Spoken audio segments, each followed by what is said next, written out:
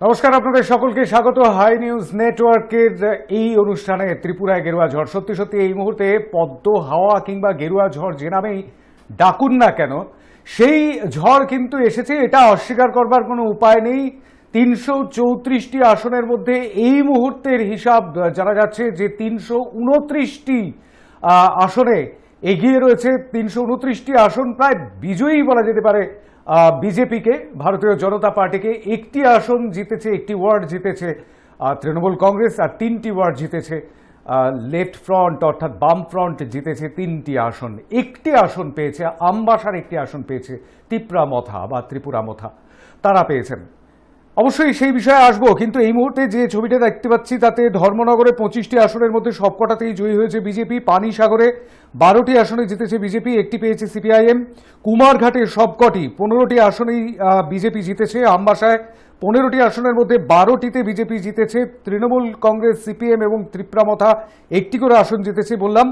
এছাড়া তেলিয়ামুড়াতে 15টি আসনে, সোনামুড়ায় 13টি আসন, অমরপুর 13টি আসন, বিলোনিয়ায় 13টি আসন, খোয়াইতে 15টি আসন, সাবরুমে 9টি আসন, সবকটিতেই জয়ী হয়েছে গেরুয়া শিবির।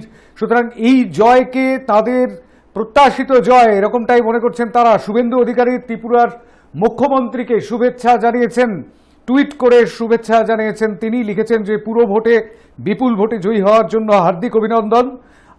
পশ্চিমবঙ্গের এইখানে উল্লেখযোগ্য, পশ্চিমবঙ্গের দুর্নীতিগ্রস্ত দল তৃণমূলকে পরাজিত করার জন্য ত্রিপুরার মানুষের কাছে আমরা কৃতজ্ঞ। তার যে টুইটটি, তার বঙ্গানুবাদ করলে এরকমটাই দাঁড়ায়। শুভেন্দু অধিকারী রাজ্যের বিরোধী দলনেতা, তিনি এই রকম টুইট যখন করেছেন তখন সুকান্ত মজুমদার কি বলেছেন, অর্থাৎ বিজেপির রাজ্য সভাপতি, পশ্চিমবঙ্গ সভাপতি, তিনি কি বলছেন? বাংলায় তৃণমূলকে সুবিধা করে দেওয়ার জন্য নো ভোট ফর বিজেপি অভিযান চলেছিল।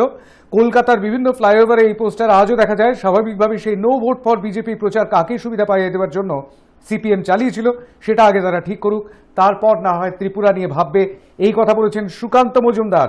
আমি একটু কে কি বলেছেন সেটা একটু শুনে নেবার চেষ্টা করছি, জেনে নেবার চেষ্টা করছি। কুণাল ঘোষ, তৃণমূল কংগ্রেসের পশ্চিমবঙ্গের রাজ্য সম্পাদক, তিনি কি বলছেন?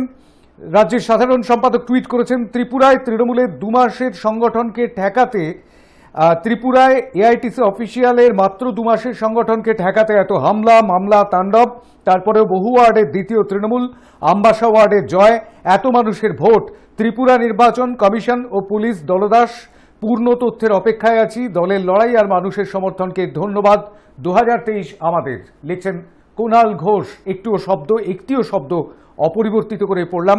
সুতরাং সেই জায়গা থেকে এই মুহূর্তে বলা যেতে পারে যে বিজেপি শিবির বলছেন এটা কাঙ্ক্ষিত জয়ই ছিল। বিরোধীরা বলছেন যে ভোট করতে দেওয়া হয়নি, ঠিকঠাক মতন যথাযথ ভোট হলে হয়তো রেজাল্টটা একটু অন্যরকম হতে পারত। কিন্তু পরিস্থিতি যা, তাতে এই মুহূর্তে 329টি আসনেই বিজেপির দখলে যেতে চলেছে, সেরকমটাই এখনো পর্যন্ত ফলাফল 334টির মধ্যে। আমরা এই বিষয়ে কথা বলবো। আমাদের সঙ্গে রয়েছেন এই মুহূর্তে আলোচনায় যারা, তাদের সঙ্গে আলাপ করে দিই। আমাদের সঙ্গে রয়েছেন রাজনৈতিক বিশ্লেষক ডক্টর অভিষেক কর্মকার, স্বাগত জানাই আপনাকে। আমাদের সঙ্গে রয়েছেন বাম ছাত্রনেতা শুভজিৎ সরকার, স্বাগত জানাই আপনাকে। আমাদের সঙ্গে রয়েছেন তৃণমূল যুব নেতা কৌশিক মাঝি, স্বাগত জানাই আপনাকে। নমস্কার। আমাদের সঙ্গে রয়েছেন কংগ্রেস সেবা দলের রাজ্য সম্পাদক তারক ভদ্র, স্বাগত জানাই আপনাকে। এবং আমাদের সঙ্গে রয়েছেন বিজেপির রাজ্য কমিটির সদস্য স্বপন পাল, স্বাগত জানাই আপনাকে। নমস্কার। আজকে মনটা খুশি খুশি। স্বপন পালের কাছে আমি একদম শুরুতেই যাব, যে সত্যি সত্যি একটা গান ছিল, মন যে খুশি খুশি আজ, সেই রকম বোধহয় আজ স্বপনবাবুরা ফিল করছেন, স্বপনবাবুরা অনুভব করছেন। আমি এই যে বিপুল জয়, সেই বিপুল জয়ের প্রতিক্রিয়া প্রাথমিকভাবে নেব স্বপন পালের কাছ থেকে। এটা কি কাঙ্ক্ষিত জয়ই ছিল? দেখুন, আজকের যে জয়, সবাই বলবে আজকে ত্রিপুরাবাসীর জয়, আমিও বলবো, কিন্তু সবথেকে বড় কথা হচ্ছে ত্রিপুরাবাসীর তো জয়ই, কিন্তু আমার মনে হয় এটা সবথেকে বাঙালিরও বড় জয়। আমি হয়তো, অনেকে বলবেন আজকে আমার পরে যে স্বপনবাবু শুধু ত্রিপুরাকে বাদ দিয়ে পশ্চিমবঙ্গ করেন, কিন্তু মমতা ব্যানার্জির দল 2 মাস, কুণাল ঘোষ যেটা বলছেন 2 মাস আগে প্রস্তুতি নিয়েছেন তা নয়, এর আগেও 4-5 বছর আগেও কিন্তু ত্রিপুরায় তারা প্রিপারেশন নিয়েছেন, অনেক কিছু করেছেন, কিন্তু ত্রিপুরাবাসী তাদেরকে ছুঁড়ে ফেলে দিয়েছিল এবং তারপরে আবার এই সময় 2 মাস পরে আবার তারা তোড়জোড় শুরু করেছিলেন। কিন্তু ত্রিপুরাবাসী কখনোই খাল কেটে কুমির আনবেন না, এটা আমি আগেও বলেছিলাম, আজকেও বলছি, ভবিষ্যতেও একই কথা বলবো যে ত্রিপুরাবাসী খাল কেটে কুমির আনবেন না। কারণ পশ্চিমবঙ্গ কি ঘটনা ঘটছে, পশ্চিমবঙ্গে প্রতিদিনের পুঙ্খানুপুঙ্খানু ঘটনা তারা ত্রিপুরাবাসী শুধু তাদের ভাষায়, নিজের মাতৃভাষায় পড়ছেন। ওখানে অনেক পত্র পত্রিকা আছে, এখান থেকে পাবলিশ হয়, ওখানেও আছে, তারা প্রত্যেক দিনে পশ্চিমবঙ্গের কি ঘটনা। কারণ পশ্চিমবঙ্গে আমরা দেখেছি পঞ্চায়েত নির্বাচনে গত কি অবস্থা হয়েছে, বিধানসভার পরে আমাদের 144 জন লোক মারা গেছে এবং সবথেকে বড় কথা মানে জাতীয় মানবাধিকার কমিশনকে তদন্ত করতে হয়েছে। এবং এখানে আমি কি দেখেছি যে সবথেকে লজ্জাজনক যে হাইকোর্টকে সিবিআই তদন্ত নির্দেশ দিয়েছে, কিন্তু লজ্জা লাগে না যে আজকে ত্রিপুরায় আপনারা লড়াই করছেন, ত্রিপুরায় দেখুন তো কোনো হানাহানি হয়েছে কিনা, কোনো কর্মী, তৃণমূলের কোনো কর্মী বা অন্য দলের কোনো কর্মী মারধর খেয়েছে কিনা, মারা গেছে কিনা, কিন্তু পশ্চিমবঙ্গে আজকে এটা হয়েছে। আজকে ত্রিপুরায় আমরা জয় পেয়েছি, কিন্তু কোনো ত্রিপুরার কর্মী আহত হয়েছে কিনা, কোনো ঘরবাড়ি লুট হয়েছে কিনা, সেখানকার মুখ্যমন্ত্রী নিজে বলছেন যে সবাই সৌহার্দ্যপূর্ণভাবে কাজ করবে, সবাই কোনো অশান্তি নয়। কিন্তু পশ্চিমবঙ্গে আমরা দেখেছি ভোটের পরের দিন, তৃণমূল জেতার পরের দিন থেকে মানে মহিলাদের উপর নির্যাতিত হয়েছে, ঘরবাড়ি লুট করা হয়েছে, আগুন জ্বালিয়ে দেওয়া হয়েছে, তাদেরকে নৃশংসভাবে খুন করা হয়েছে। কিন্তু পশ্চিমবঙ্গের মানুষ শান্তি চায়, ত্রিপুরা মানুষও শান্তি চায়, ত্রিপুরার মানুষ উন্নয়নের সঙ্গে আছে, উন্নয়নের সঙ্গে ছিল এবং আগামী দিনে উন্নয়নের সঙ্গে সঙ্গে এই জয়। তাই আমি বলবো ত্রিপুরাবাসীর যেমনি জয়, তার সঙ্গে সঙ্গে পশ্চিমবঙ্গের মানুষেরও জয়। কারণ পশ্চিমবঙ্গে যে নৃশংস অত্যাচার চলছে সাধারণ মানুষের উপর, কর্মীদের উপর, ঘরবাড়ি লুট হচ্ছে, যে অত্যাচার চলছে, সেটা অন্তত মানুষ হারে হারে টের পেয়েছে পশ্চিমবঙ্গের মানুষ। এই খবর ত্রিপুরার মানুষও জানে। তাই ত্রিপুরার মানুষ, ত্রিপুরা গণতন্ত্রপ্রিয় মানুষ, ত্রিপুরা শান্তপ্রিয় মানুষ, ত্রিপুরার উন্নয়নকামী মানুষ তৃণমূলকে যে ছুঁড়ে ফেলে দিয়েছে, আবার পশ্চিমবঙ্গে ফেলে দিয়েছে, এটার জন্য আমি ত্রিপুরার মানুষকে অভিনন্দন জানাবো যে অন্তত তারা বাংলা থেকে শিক্ষা নিয়েছেন, যে বাংলায় কিভাবে অত্যাচারিত হয়েছে, কিভাবে খাল কেটে তারা কুমিরে আনতে চায়নি। অন্তত এর জন্য আমি ত্রিপুরাবাসীকে অভিনন্দন জানাবো, শত কোটি কোটি প্রণাম জানাবো ত্রিপুরাবাসীকে। বেশ, আমি একটু একদিকের ব্যাখ্যা পেলাম, এবার দ্বিতীয় দিকের ব্যাখ্যা একটুখানি নেওয়ার চেষ্টা করবো। আমি আসবো কৌশিক মাঝির কাছে, যে বিজেপি বলছেন যে তৃণমূলকে, মানে স্বপনবাবু জানালেন যে তৃণমূলকে ত্রিপুরাবাসী ছুঁড়ে ফেলে দিয়েছেন, কিন্তু সত্যি কি তাই? বেশ কয়েকটি, আমি যদি শুধুমাত্র আগরতলা কর্পোরেশনের কথায় আসি, পুর নিগমের কথায় আসি, সেই আগরতলা পুর নিগমের 51টি আসনেই প্রার্থী দিয়েছিল বিজেপি, প্রার্থী দিয়েছিল তৃণমূল কংগ্রেসও। এই 51টি আসনে হাড্ডাহাড্ডি লড়াই হবে, এরকমটাই একদম শুরুর থেকে বলে আসছে। বামেরা এবং কংগ্রেসও প্রার্থী দিয়েছিল। আমি বাম কংগ্রেসের দিকে অবশ্যই আসব, কিন্তু তার আগে আমাকে একটুখানি তৃণমূলের কাছে আসতে হবে, কারণ বাম কংগ্রেস ত্রিপুরায় বহুকাল ধরে রয়েছেন। তৃণমূল কংগ্রেস এই প্রথম পুর নির্বাচনে লড়ল, সুতরাং তৃণমূল কংগ্রেস এই যে এই আগরতলা কর্পোরেশন, সেই আগরতলা কর্পোরেশন বামেদেরই ছিল, তাদের হাতছাড়া হয়ে গেল, এবার বিজেপি পেল। কিন্তু সেই জায়গা তৃণমূল দ্বিতীয় স্থানে। হ্যাঁ, আমি সেই জায়গাটাতে আসছি যে তৃণমূল কংগ্রেস কিন্তু 13টি আসনে দ্বিতীয় স্থানে রয়েছে, বামেরাও রয়েছে লড়াইয়ে, বামেরা 12টি ওয়ার্ডে দ্বিতীয় স্থানে রয়েছে। সুতরাং সেই জায়গা থেকে তৃণমূল কংগ্রেসের এটা কি সাফল্য বলে ব্যাখ্যা করবেন, নাকি আপনারা যা চেয়েছিলেন সেটা পেলেন না, শুধুমাত্র আমবাসার একটি ওয়ার্ড ছাড়া? না, বিষয়টা শান্তনদা, ত্রিপুরাতে গত এই 2 মাস ধরে গণতান্ত্রিক পরিবেশ আছে বলে কোনো ভারতবাসীর জানা নেই। মানে ত্রিপুরাবাসীদের তো জানাই নেই, সংবাদ মাধ্যমের মানুষরাও আক্রান্ত, এবং সংবাদ মাধ্যমের দ্বারা পরিচিত আমরা যারা বাংলায় থাকি বা যারা দিল্লিতে থাকেন, যারা পাঞ্জাবে থাকেন, মানে গোটা ভারতবর্ষ জানে ত্রিপুরাতে কি হয়েছে। ত্রিপুরাতে গণতন্ত্রের নামে একটা প্রহসন হয়েছে, সেই প্রহসনকে উপেক্ষা করে তৃণমূল কংগ্রেস ওখানে একটা লড়াই দেওয়ার চেষ্টা করেছে। এবং স্বপনবাবুকে অভিনন্দন জানাই, তাদের দল সেখানে ব্যাপক সংখ্যাগরিষ্ঠতায় জিতেছে, শুধু না, সেই সংখ্যাগরিষ্ঠতা গণতন্ত্রের লজ্জা বলে আমি মনে করি। আর যে শুভেন্দুবাবু টুইট করেছেন ত্রিপুরা মুখ্যমন্ত্রীকে উদ্দেশ্য করে, তৃণমূলকে দুর্নীতিগ্রস্ত বলেছেন, এই তুমি যেই দলটিকে দুর্নীতিগ্রস্ত বলছেন, সেই দলটির তিনি 1 বছর আগেও সদস্য ছিলেন এবং সেই দলটির সরকারের তিনি মন্ত্রী ছিলেন এবং আরো প্রায় 36টা পদে তিনি আসীন ছিলেন। তখন তার মনে হয়নি দলটি দুর্নীতিগ্রস্ত। যখন তিনি আরো বেশি ক্ষমতা চাইছিলেন, সেই ক্ষমতা তিনি পাবেন না বলে ধরে নিয়েছিলেন, তখন অন্য একটি দলে গিয়ে তিনি তার পূর্ববর্তী দলকে দুর্নীতিগ্রস্ত বলছেন। মানুষ জানে যে কে দুর্নীতিগ্রস্ত আর কে সঠিক লোক। আজকে যদি ত্রিপুরাতে সঠিকভাবে মানুষ তার গণতান্ত্রিক অধিকার প্রয়োগ করতে পারত শান্তনদা, এই ফলাফল অন্যরকম হতো। কিন্তু তারপরেও বলি, যেখানে যেখানে মানুষ একটু ভোট দেওয়ারও হয়তো সুযোগ পেয়েছে, সেখানে কিন্তু তৃণমূল কংগ্রেস একটা জায়গা কিন্তু মানুষের মনে, ত্রিপুরাবাসীদের মনে যে জায়গা করে নিয়েছে, সেটা বলার অপেক্ষা রাখে না। কারণ সেখানে শুধু আমরাই বিরোধী দল ছিলাম না, আরো অন্যান্য রাজনৈতিক দল প্রতিদ্বন্দ্বিতা করেছে, এবং তাদের থেকেও আমরা যখন বেশি ভোট পেয়েছি, সেই ভোটের পার্সেন্টেজের ভিত্তিতে অন্তত এটা বলতে পারি, আগামী 2023-এর যে বিধানসভা নির্বাচন আসছে, সেই বিধানসভা নির্বাচনে যদি গণতান্ত্রিক পদ্ধতিতে মানুষ ভোট দিতে পারে, তৃণমূল কংগ্রেসের ক্ষমতায় আসা শুধু সময়ের অপেক্ষা।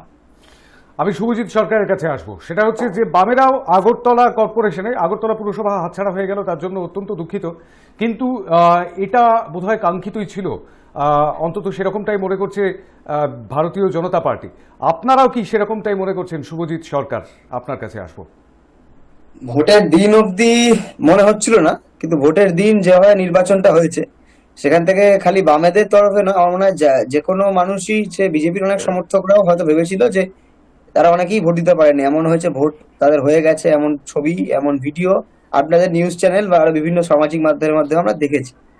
এবার দেখুন, এখানে দুটো বিষয় রয়েছে। এক হচ্ছে ত্রিপুরাতে বিজেপি জিতলো, কত ভোট পেলো। আপনি যদি পার্সেন্টেজে হিসেব করেন, আমার কাছে একটা ওয়ার্ডের নিরিখে পার্সেন্টেজ আমি বলতে পারি, ত্রিপুরাতে মোট কথা বুঝতে হবে, এটা ত্রিপুরা কিন্তু পশ্চিমবাংলার মতো এত বড় রাজ্য না। ওখানে যা মার্জিন হয়, সেই মার্জিনটা খুবই কম কম্পারেটিভলি। মানে ধরুন, আমি একটা ছোট তথ্য পেলাম, 19 নম্বর ওয়ার্ড, যেখানে দেখলাম বিজেপি পেয়েছে 1026টা ভোট, টোটাল 3244টা ভোট আছে, তার মধ্যে বিজেপি পেয়েছে 1026টা ভোট। লেফট ফ্রন্ট পেয়েছে 936টা ভোট, টিএমসি পেয়েছে 538টা ভোট, আর একটা ইন্ডিপেন্ডেন্ট ক্যান্ডিডেট দেখলাম 754টা ভোট। এবারে 1026, 3000-এর মধ্যে কত পার্সেন্ট ভোট হয়? খুব বেশি হলে 33% ভোট, 35% ভোট, মানে এই পার্সেন্টেজে ভোট নিয়ে জিতছে। এবার দেখুন, আমাদের যে পার্লামেন্টারি ডেমোক্রেসি সেট আপ, সেখানে ফার্স্ট পাস সিস্টেম, যেখানে মাধ্যমে যে হাইয়েস্ট নাম্বার অফ ভোট পাবে সেই জিতবে, সেখানে বলার বিষয় নেই। কিন্তু ব্যাপারটা যেভাবে দেখানো হচ্ছে যে একেবারে বোধহয় সব হয়ে গেছে, অন্য কেউ আর নেই রাজনীতির ময়দানে, এটা কিন্তু খুব ভুল ব্যাখ্যা করা হচ্ছে। কারণ ধরুন, এই যে মানুষরা বামপন্থীদেরকে ভোট দিল, বা যে মানুষরা অন্য অন্য রাজনৈতিক দলকে ভোট দিল, এই মানুষের ভোটও তো ভ্যালিড আছে, সেটা তো মানতে হবে। ব্যাপারটা এমন পরিসরে দেখানো বোধহয় ভুল হবে যে একেবারে এখানে এই রাজনৈতিক দলই একা ক্ষমতা এসে গেছে, আর কিছু নেই, এরা ছাড়া কেউ এক্সিস্ট করে না। দেখুন, এটা মাথায় রাখতে হবে, এই নির্বাচন নিয়ে অনেক ডিসপিউট রয়েছে। আমরা বলছি, আমরা বামপন্থীরা বলছি, এমন বিষয় নয়। অনেক রাজনৈতিক বিশ্লেষক থেকে শুরু করে বিভিন্ন মানুষ দেখেছে যে কি চিত্র। এই সবাই বলছে যে কোনো গন্ডগোল হয়নি। গন্ডগোলে আমি আপনাকে 100 থেকে 150 খানা ক্লিপ পাঠাতে পারি, যে ক্লিপের মধ্যে দেখা যাচ্ছে যে বিরোধী প্রার্থী, বিরোধী এজেন্ট একে মেরে বুথ থেকে বের করে দেওয়া হচ্ছে, রাত্রিবেলা বলা হচ্ছে, শাসিয়ে দেওয়া হচ্ছে, ভোট দিয়ে যাবে না, এমন ভিডিও আছে। রাস্তার মধ্যে আটকে দেওয়া হচ্ছে, ভোট দেবে না। আমি বলছি না যে কেবল বামপন্থীদের উপর আক্রমণ হয়েছে, এই আক্রমণ কেবল বামপন্থীদের উপর সীমাবদ্ধ ছিল না। যে মানুষের ব্যাপারে কনফিডেন্স ছিল না বিজেপি, যে মানুষ বিজেপিকে ভোট দেবে, এমন অনেকে আছে হয়তো বিজেপিকেই ভোট দিত, তাদেরকেও আটকেছে, এমন নজিরও আছে। এবার দেখুন, এটা এভাবে ব্যাখ্যা করাটা ভুল হয়। আর দ্বিতীয় কথা হচ্ছে, আপনি যেটা অনেকে ইনফার করার চেষ্টা করছে যে তৃণমূল কংগ্রেস বোধহয় এখানে দ্বিতীয় স্থানে উঠে আসছে, এটা খুবই ভুল ব্যাখ্যা।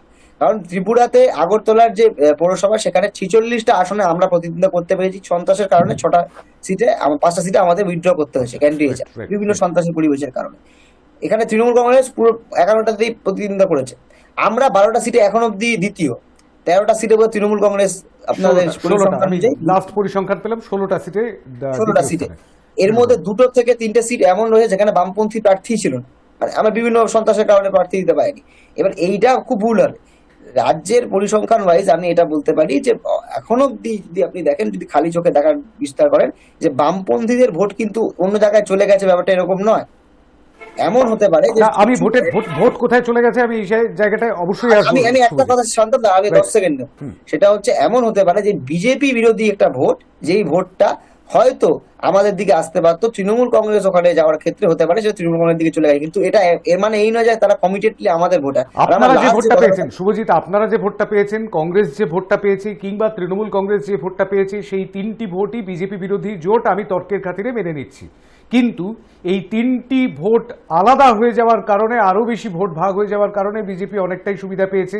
হ্যাঁ, না, না, এই সমীকরণটাও আমরা না, জানি। সেটা তো অবশ্যই, আমি Right. সেটা তো অবশ্যই, আমি খালি সেটা আমি বলছি, আমাদের যে ইন্ট্যাক্ট কমিটেড ভোট ব্যাংক, আমি সেই সেটা জায়গাটাতে কিন্তু আসতে আমাদের চাইছি। শিফট হয়নি। আমি যদি এখন পরিসংখ্যান ওয়াইজ দেখি, আর আমার লাস্ট যে কথাটা থাকবে যে no vote to BJP campaign নিয়ে যে কথাটা আপনাদের এখানে উঠে এলো, দেখুন no vote to BJP campaign তো আমরা তুলিনি CPI ওটা, বামফ্রন্টের- আমরা তুলিনি বা- ওটা, ডক্টর সুকান্ত মজুমদার তুলেছেন। হ্যাঁ, বা বামফ্রন্টের আমরাই তরফ থেকে তুলেছি। উঠে আসেনি। এই no vote to BJP campaign পশ্চিমবাংলার সাধারণ মানুষ, বুদ্ধিজীবী মানুষ, যারা মনে করে বিজেপির মতো বর্বর দল, বিজেপি একটা উচ্ছৃঙ্খল অসভ্য বর্বরদের দল, আর বামপন্থী তারা এই সভ্যতা। স্লোগানটা তুলেছিল। এর মানে এই নয় তারা সবাই বামপন্থী বা সিপিআইএম কে সমর্থন করে, এমন বিষয়টা ছিল না। এর মধ্যে কিছু লোক হয়তো সিপিআইএম কে ভোট দিয়েছেন, তারা অনেকাংশের লোক তৃণমূলকে ভোট দিন, তারা মনে করেছেন তৃণমূল বেটার অল্টারনেটিভ। আমরা পারিনি, আমাদের ব্যর্থতা। কিন্তু পশ্চিমবাংলার সংস্কৃতির সঙ্গে বা বাংলার সংস্কৃতির সঙ্গে বিজেপি যায় না, সেটা তো আমরা প্রমাণ পেয়েই গেছে। আমি 1992 সালের পর আবার এই শব্দবন্ধটি শুনলাম, যেটি এইমাত্র শুভজিৎ সরকার উল্লেখ করলেন। প্রয়াত রাজ্যের প্রাক্তন মুখ্যমন্ত্রী জ্যোতি বসু এই শব্দবন্ধই বলেছিলেন ভারতীয় জনতা পার্টির উদ্দেশ্যে, যেটি এইমাত্র শুভজিৎ সরকার বললেন।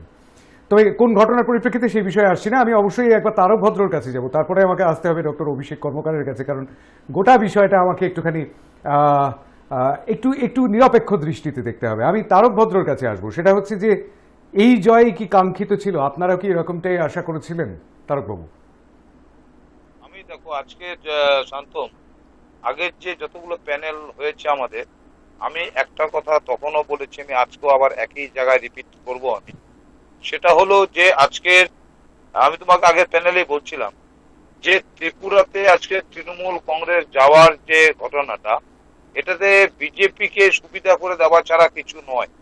তার কারণ একটাই, আজকের ওখানে মানিক সরকার যেভাবে সংগঠনটাকে আবার রিমুভ করিয়েছিল, যেভাবে করে আবার ঘুরিয়ে নিয়ে এসেছিল সংগঠনটাকে, সেইখানে দাঁড়িয়ে বা এদিকে ছিল কংগ্রেস, তো সেইখানে যদি ওখানে তৃণমূল কংগ্রেস যাওয়াতে ওখানে কিন্তু বাম কংগ্রেস কোনো অ্যালায়েন্স কিন্তু করলো না, ওখানে হলো না।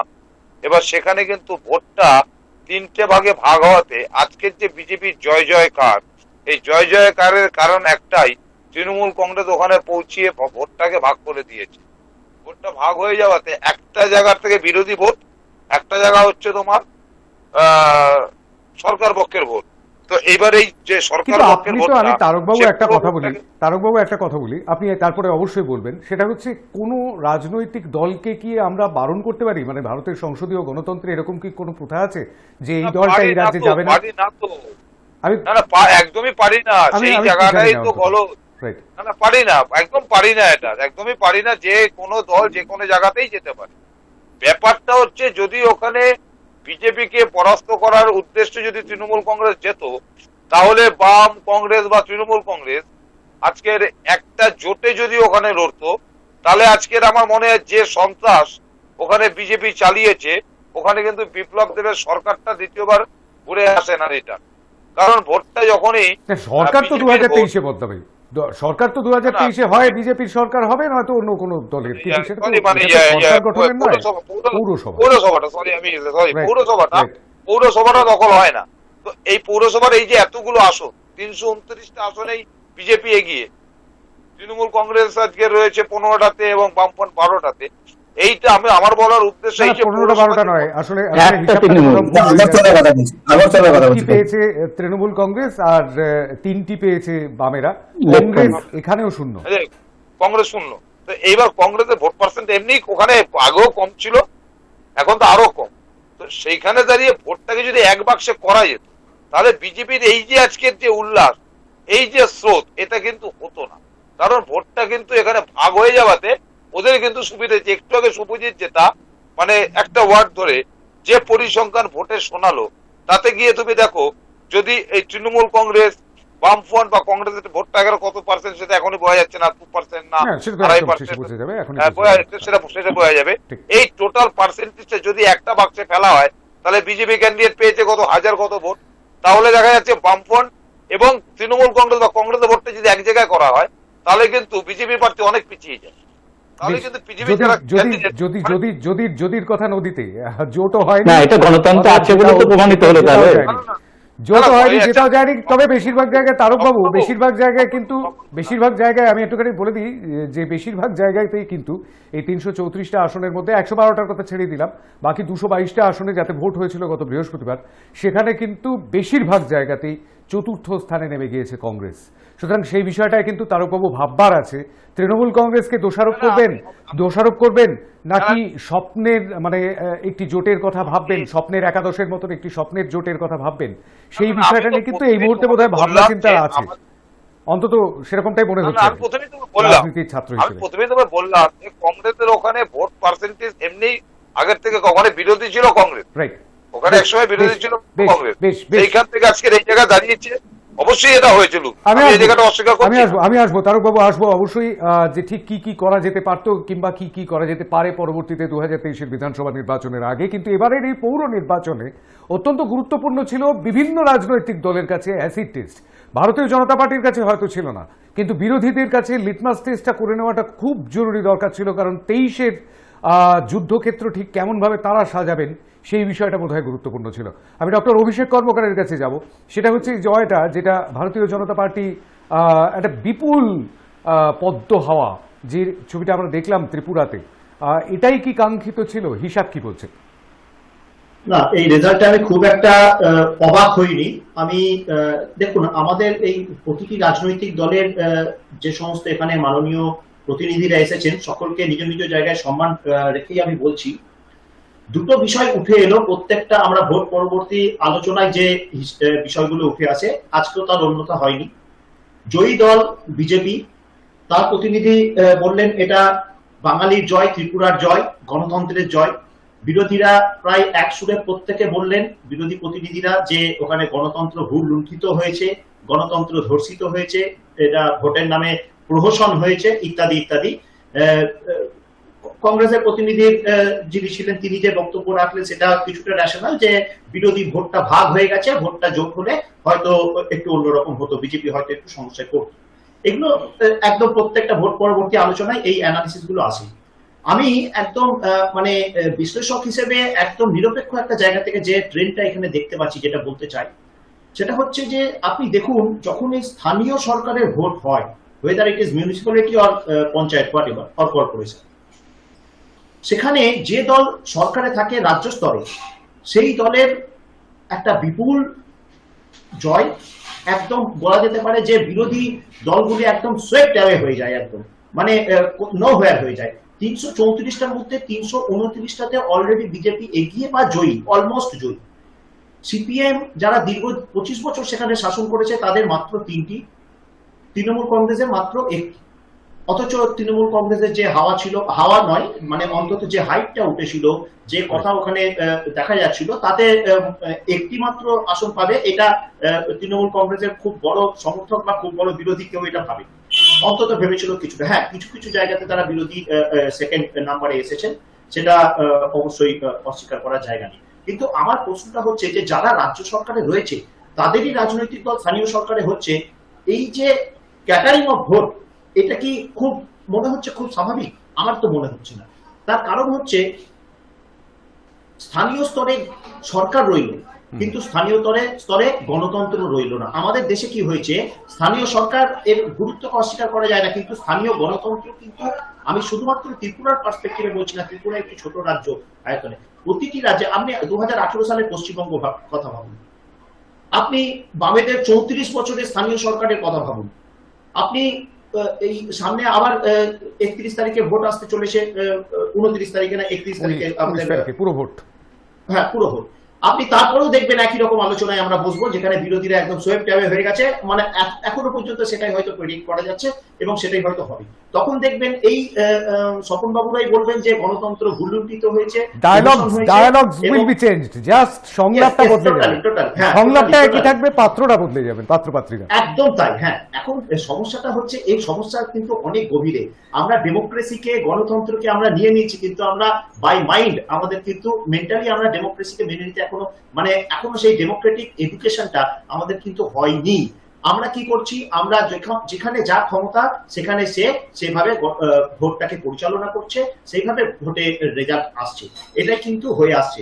দেখুন আপনি স্থানীয় স্তরে বিরোধী শূন্য করে দেওয়ার যে রাজনীতি, এটা তো দীর্ঘদিন দিনের পর দিন হয়ে আসছে, আজকেও তার অন্যতা হয়নি। ত্রিপুরায় আমরা দেখছি 329টা আউট অফ 334, যে 3টি আসনে বামেরা জিতেছে, যে একটি জায়গায় আমাদের আমবাসা, যেখানে একটি জায়গায় তৃণমূল কংগ্রেসের প্রার্থী জিতেছেন, আপনি ভাবুন সেখানে কি সেই পার্টিকুলার জায়গাটিতে, সেই কনস্টিটিউয়েন্সিতে, মানে লোকাল কনস্টিটিউয়েন্সিতে বলছি, তৃণমূল বা সিপিএম তারা কি স্বাধীনভাবে এবং ঠিক মতো উন্নয়নের কাজ করতে পারবেন?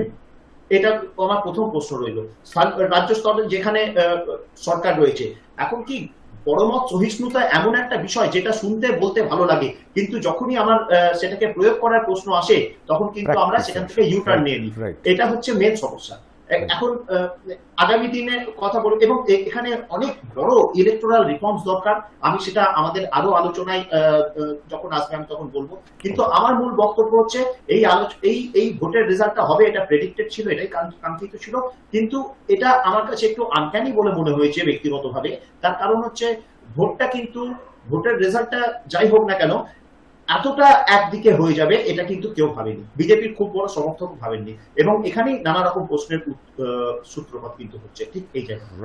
রাইট এই জায়গা থেকে আমি আসবো। রাজনীতিতে সবসময় ভিনি ভিডি ভিসি হয় না, এলাম দেখলাম জয় করলাম সেরকমটা হয় না, কিন্তু রাজনীতিতে ভিত্তিপ্রস্তর স্থাপন করা যায়। অ্যাসিড টেস্ট বা লিটমাস টেস্টের কথা একটু আগে বলছিলাম, আর সেই টেস্টটাই বোধহয় তৃণমূল কংগ্রেস করে নিল। আমি সেই প্রসঙ্গটা থেকে একটুখানি যাব বিজেপির নেতা স্বপন পালের কাছে, যে সত্যি সত্যিই কি বেশ খানিকটা চিন্তার বিষয় হয়ে দাঁড়ালো তৃণমূল কংগ্রেস? মানে প্রশ্নটা হয়তো এরকমটা হওয়া উচিত ছিল যে বেশ খানিকটা চিন্তার বিষয় হয়ে কি দাঁড়ালো না স্বপনবাবু? দেখুন, টিএমসিকে নিয়ে আমরা বিন্দু মাত্র চিন্তা করি না, কারণ টিএমসি হচ্ছে কামান্যবাদী দল। তাদের বিরুদ্ধে চাল চোরের অভিযোগ আছে, তিরপল চোরের অভিযোগ আছে, গম চোরের অভিযোগ আছে, বিভিন্ন দুর্নীতি রন্ধে রন্ধে তাদের মধ্যে এসছে। তাই স্বাভাবিকভাবেই তৃণমূল কংগ্রেসকে নিয়ে আমাদের অন্তত কোনো মাথা নেই, কারণ সারা ভারতবর্ষের মানুষ, বিশেষ করে ত্রিপুরার মানুষ, বাংলার মানুষ জেনে গেছে যে টিএমসির সম্বন্ধে, তাদের কার্যকর্তাদের সম্বন্ধে। কিন্তু ভারতীয় জনতা পার্টি যারা করে তারা রাষ্ট্রীয় নির্মাণকল্পে করে, দেশের উন্নয়নের জন্য, রাজ্যের উন্নয়নের জন্য, সাধারণ মানুষের সেবার জন্য তারা কিন্তু নিয়োজিত। ত্রিপুরাবাসীর মানুষকে আমরা সেবা দিচ্ছি, ত্রিপুরার মানুষ, বিজেপি কর্মীরা, কার্যকর্তারা তারা সেবা করছে, তাদের সুখ দুঃখে পাশে দাঁড়িয়েছে। স্বাভাবিকভাবেই ত্রিপুরার মানুষ আজকে আমাদের আশীর্বাদ করেছে, ভারতীয় জনতা পার্টিকে আশীর্বাদ করেছে, এবং বিপ্লব দেবের নেতৃত্বে যে উন্নয়ন চলছে তার জন্যই আজকের কিন্তু এইটা সাফল্য।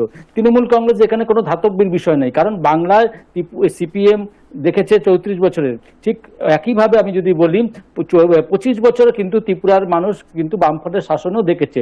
সেই সময় যা অবস্থা ছিল, সন্ত্রাস, রাহাজানি, লুটেরাজ, মানে আমরা এক কথা যদি সিপিএম সম্বন্ধে বলতে চাই, বলতে পারি যে সিপিএম হচ্ছে চীনের দালাল, সিপিএম ছিল রাশিয়ার দালাল। কারণ লজ্জার বিষয়, যখন চীন যেভাবে আমাদের উপর লেগেছে, সেই সময় চীনের এখানকার নেতারা, এই বামফ্রন্টের নেতারা, সিপিএম এর নেতারা তৃণমূলের মানে কি বলবো, সবথেকে বড় কথা যে রাশিয়ার নেতাদের সঙ্গে বা চীনের তাদের মিটিংয়ে, বড় বড় মিটিংয়ে তারা অংশগ্রহণ করে, তাদের বিন্দু মাত্র এই লজ্জাটুকু করে না যে চীন কিভাবে আমাদের উপর ক্ষতি করার চেষ্টা করছে, কিভাবে তারা দিনের পর দিন আমাদের মানে ক্ষতি করার চেষ্টা করছে। তারাও তারপরেও কিন্তু বামফ্রন্টকে আমরা দেখেছি যে ওখানে দালালি করছে, চীনের দালালি করছে। ত্রিপুরার মানুষ সেটা দেখেছে, তাই ত্রিপুরায় আজকে কিন্তু মানে 25 বছরের শাসনের পরেও আজকে তারা 3-এ নেমে এসছে। একটা 25 বছরের শাসক, তারা আজকে 3-এ নেমে এসছে, ভোটে নেমে এসছে। তো এটা লজ্জার বিষয় যে একটা 25 বছরের শাসক, তাদের এসছে মাত্র 3টে এসে নেমে গেছে। আর তৃণমূল কংগ্রেসের কথা বলছেন, তৃণমূল কংগ্রেস কি জিনিস? ত্রিপুরা খায় না, মাথায় দেয়, ক্যান্ডিডেট দিতে পারেনি। অনেক সময় বলা হচ্ছিল যে তাদের নাকি ক্যান্ডিডেট দিতে পারেনি। আমাদের আগে বলতো, আমরা কিছু ক্যান্ডিডেট ধার দিতাম ওখানে তাদেরকে প্রক্সি করার জন্য, কিন্তু ওখানে ত্রিপুরার মানুষ তাদেরকে নেবে না। কারণ কি? ত্রিপুরার সঙ্গে বাংলার মানুষের একটা আধ্যাত্মিক সম্পর্ক রয়েছে। ত্রিপুরার মানুষ জানে যে বাংলার প্রতিদিনের কি ঘটনা হচ্ছে। না স্বপনবাবু, আমার প্রশ্নটা হচ্ছে যে আমি তো একদম শুরুতেই বলেছিলাম যে পরিসংখ্যান দিয়ে একদম এই যে ছবিটা আমরা দেখতে পাচ্ছি তাতে কুণাল ঘোষও সেই বিষয়টাই উল্লেখ করেছেন যে বেশ কিছু জায়গায় তৃণমূল কংগ্রেস দ্বিতীয় স্থানে উঠে এসেছে। সুতরাং তাদের কাছে মানে পুরো ভোটের ক্ষেত্রে মার্জিনটা একটু কমই থাকে, এটা খুব সত্যি কথা। তো সেই জায়গা থেকে চিন্তার বিষয় কি? মানে না, চিন্তার বিষয় কেন হবে? ত্রিপুরায় গণতন্ত্র প্রতিষ্ঠিত আছে বলেই তারা দ্বিতীয় স্থানে আসতে পেরেছে, এটা তো স্বাভাবিক ব্যাপার। যে ত্রিপুরার গণতন্ত্র প্রতিষ্ঠা আছে, সাধারণ মানুষ ভোট দিতে পারে এবং ভোট দিতে অংশগ্রহণ করা হয়, তার জন্য তো টিএমসি কয়েকটা জায়গায় সেকেন্ড পজিশনে এসছে। এটা স্বাভাবিক ব্যাপার যে আমরা গণতন্ত্রের পক্ষে, আমরা না না আমরা কখনো বলিনি 42-42, যেটা তৃণমূল কংগ্রেস বলে যে 42-42, আমরা কখনো বলিনি গণতান্ত্রিক পরিবেশ। হ্যাঁ, সেটা তো আমরা অবশ্যই বলেছি, 42-42 মানে অন্য বিরোধী দলকে দাঁত ফোটাতে দেবো না, কোনো সমর্থন করতে দেবো না কাউকে, এটা আমরা বলিনি। আমি আসছি গণতন্ত্র আছে তাই ভোট পেয়েছে তৃণমূল কংগ্রেস। কৌশিক মাঝি আনমিউট করতে হবে। কৌশিক আপনাকে আনমিউট করতে হবে। কৌশিক বাবু শুনতে পাচ্ছি না। হ্যাঁ শান্তনদা কথা বলবেন বলছি, আমি আসবো তারকবাবু, আপনার কাছে আসবো। আমি কৌশিকের আমি তারকবাবু আসবো, আমি কৌশিকের বক্তব্যটা শুনবো। অন্য কথা বলছেন, অন্য কথা বলছেন আমাকে কৌশিক বলুন। কৌশিক এই কথা বলছি না। কৌশিক বাবু বলবেন, আমি প্রশ্নটা কৌশিক মাঝিকে করেছি, কৌশিক মাঝি উত্তর দিন, তারপর আমি তারক ভদ্রের কাছে আসবো। অবশ্যই সরকার আসবো। আমি আসছি পরে।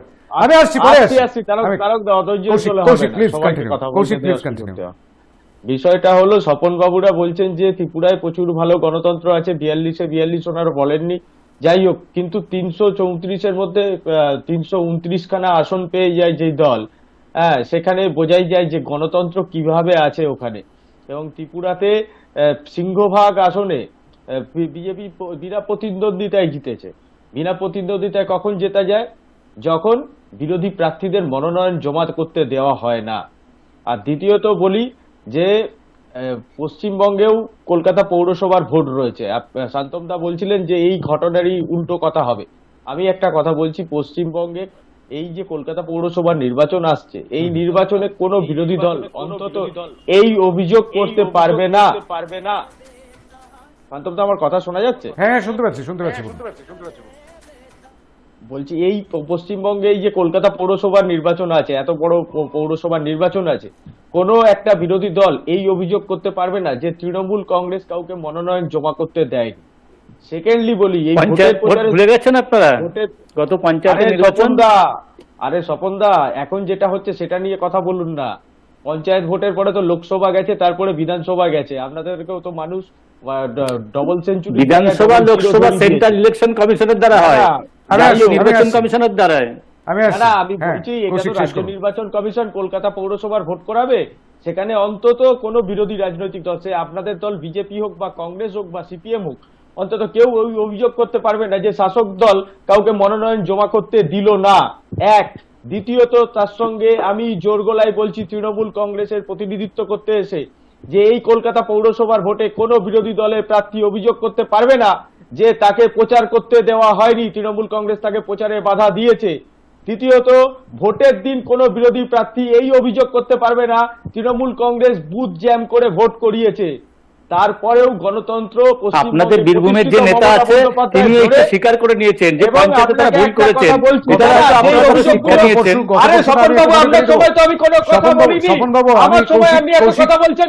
কৌশিক, আমি একটু মনে করিয়ে দেবো, সেটা হচ্ছে গত পরশুদিন যে গুরুত্বপূর্ণ বৈঠকটি, একটি দীর্ঘ ম্যারাথন বৈঠক চলে তৃণমূল কংগ্রেসে, তৃণমূল সুপ্রিমো মমতা বন্দ্যোপাধ্যায়ের নেতৃত্বে। সেই বৈঠকেও কিন্তু মমতা বন্দ্যোপাধ্যায় পরিষ্কার বলে দিয়েছেন, যাতে কৌশিক মাঝি যে বিষয়গুলো বলছিলেন, যে এই বিষয়গুলোর সম্পর্কে কোনো অভিযোগ যেন না আসে।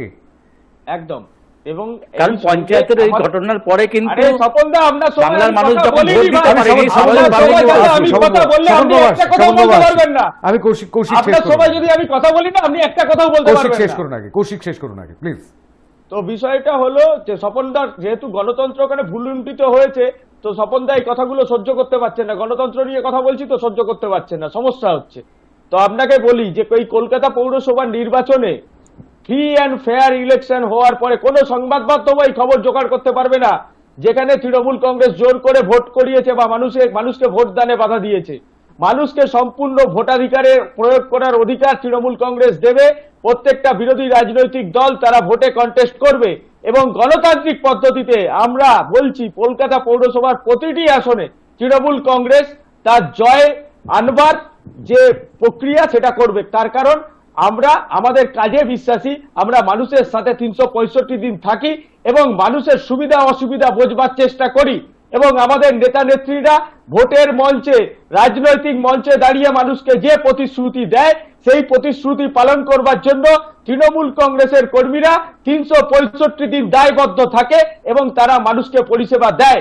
এবং সেই জন্যই তৃণমূল কংগ্রেস কলকাতা পৌরসভায় আবারও তারা ভোট গঠন করবে এবং বিপুল সংখ্যাগরিষ্ঠতা নিয়ে করবে। বেশ। এখানে কংগ্রেস, সিপিএম, বিজেপি বেশ। কেউ টিকে থাকবে না। অসমর্থিত সূত্রে পাওয়া একটি খবর অনুযায়ী এখনো পর্যন্ত যা খবর পাচ্ছি তাতে 51টি আসনে আগরতলা পুরসভা, অত্যন্ত গ্ল্যামারাস এই জায়গাটি, এই সংস্থাটি, সেই আগরতলা পুরসভায় শুনে নিশ্চয়ই শুভজিতের খানিকটা হলেও দুঃখ হবে যে 51টি আসনেই ভারতীয় জনতা পার্টি জয়লাভ করেছে, 51টি ওয়ার্ডেই জয়ী হয়েছে এই ভারতীয় জনতা স্বপনবাবু পার্টি। 42 এর গল্প ভারতীয় শোনাচ্ছিলেন। জনতা পার্টি। আমরা যদি 42 আমি আরো একটু পরিসংখ্যান দিয়ে রাখি। 51 হয়েছে, পরিসংখ্যান দিয়ে রাখি। ওনাদের দল করেছে। কৌশিক, এটাকে গণতন্ত্রের নামে কৌশিক, প্রহসন বলে। কৌশিক আপনার পাঞ্জাবিতে, কৌশিক আপনার পাঞ্জাবিতে কলার নেই, কলার তুলতে পারবেন না এই মুহূর্তে। 26টি ওয়ার্ডে তৃণমূল কংগ্রেস সেকেন্ড পজিশনে, 26টি ওয়ার্ডে তৃণমূল কংগ্রেস দ্বিতীয় স্থানে। সুতরাং এবার একটু কলার তোলবার ইচ্ছা হচ্ছে কি কৌশিক ভাজি? এরপরও কি তাহলে বলবেন যে ত্রিপুরায় গণতন্ত্র ছিল না? গণতান্ত্রিক পদ্ধতিতে নির্বাচন হয়েছে বলেই তো আপনারা এসেছেন। সেখানে কি আপনারা ছাপ্পা ভোটে তৃতীয় পজিশনে এসেছেন? আমরা জিততাম, ওখানে গণতন্ত্র থাকলে আমরা জিততাম। আচ্ছা, ত্রিপুরায় যখন আপনাদের নেতা নেত্রীরা, না না, ত্রিপুরায় যখন আপনাদের নেতা নেত্রীরা সভা করছিলেন, লোক কেন ছিল না? ত্রিপুরায় যখন আপনাদের সমাজসমিতি, আমি ইউটিউব গুলো দেখছিলাম, 10 জনের লোক ছিল না, 10 জনের লিখ ছিল না। আমি এবার একটু পরিসংখ্যানে আসি। আমার হাতে যে তথ্যটি এসছে এই মুহূর্তে, সেখানে যেরকমটা দেখতে পাচ্ছি সেটা হচ্ছে যে ভারতীয় জনতা পার্টির পকেটে গেছে 56.88% ভোট। 2টি ওয়ার্ডের পরিসংখ্যান পায়নি এখনো পর্যন্ত, বাকি 49টি ওয়ার্ডে এইরকমই পরিসংখ্যান। বিজেপি 56.88, তৃণমূল কংগ্রেস 20.66%, বামেরা পেয়েছে 18.47% এবং কংগ্রেস পেয়েছে 1.77% ভোট। আমি শুভজিৎ সরকারের কাছে যাব, তারপর আসবো তারক ভদ্রের কাছে। শুভজিৎ সরকার, দেখুন এখানে পরিসংখ্যানের মাধ্যমে আপনি বললেন পুরো প্রচুর পরিমাণে বিষয়টা যে কি রক্তক্ষরণ পরিস্থিতি হয়েছে, প্রচুর পরিমাণে রক্তক্ষরণ আগরতলাতে হয়েছে। তবে হ্যাঁ, রক্তক্ষরণ হয়েছে, কিন্তু সেটা তো অবশ্যই স্বীকার করতেই হবে। কিন্তু এটাও ঠিক যে যেভাবে নির্বাচনটা এবার হয়েছে সেটা আমাদের মাথায় রাখতে হবে। নির্বাচনের দিন থেকে শুরু করে তার আগের পরিস্থিতি সবটাই দেখুন। এর মধ্যে দাঁড়িয়ে থেকেও, এই ছাপ্পা ভোট এত কিছুর পরে দাঁড়িয়ে থেকেও কিন্তু আমরা বামপন্থীরা 18% ভোট ধরে রাখতে পেরেছি। গত লোকসভা নির্বাচনের নিরীক্ষে আমরা রাজ্যে 17% ভোট পেয়েছিলাম, তার মধ্যে দাঁড়িয়ে থেকে 18% ভোট আমরা এই আগরতলা শহর, 18.5% ভোট আমরা আগরতলা শহরে পেলাম এই কঠিন পরিস্থিতি দাঁড়িয়ে থেকেও। তখন লোকসভা নির্বাচন ছিল, সে সময় সেন্ট্রাল ফোর্স ছিল, এখন কিন্তু সেন্ট্রাল ফোর্স দিয়ে ভোট হয়নি, স্টেট ইলেকশনের পুলিশ তাদের মাধ্যমে ভোট হয়েছে। তো ঠিক আছে, এটা আমাদের মনে হয় না খুব একটা অসুবিধার, কারণ এই স্থানীয় নির্বাচনের চিত্র অনেক আলাদা হয়, এর সঙ্গে বিধানসভা নির্বাচন বা লোকসভা নির্বাচন বিষয়টা অনেক আলাদা। এবং দ্বিতীয় কাজ যা থাকবে সেটা দেখুন, গণতন্ত্র যে সত্যিই নেই তার প্রমাণ দেখুন। 51টা সিটের মধ্যে 51টা সিট তো একটা দল নির্দিষ্টভাবে জিততে পারে না। ওখানে কি মানে এমন পরিস্থিতি যে অন্য কোনো দলের কিছুই নেই? আগরতলা পৌরসভার মধ্যে এমন তিনটে বিধানসভা সিট রয়েছে, আমার নামগুলো ঠিক মনে পড়ছে না, যেখানে বোধহয় 3টেতেই আমাদের এমএলএ রয়েছে। যে Agartala seat, Agartala municipal corporation, যেটা যেই এলাকাটা দূরে কম্প্রাইজ করে 51টা সিট যেটা হয়, খালি আগরতলা শহর তো না, তার বাদ দিয়েও আর বিভিন্ন এলাকা রয়েছে এটা ছাড়া। তো ওখানে কি এমন পরিস্থিতি? তার মধ্যে আমরা দেখেছি যে ওখানে 2টো জায়গায় আমরা প্রার্থী উইথড্র করতে বাধ্য হয়েছি। তাহলে কেমন গণতন্ত্র আছে আপনারা বুঝেনি।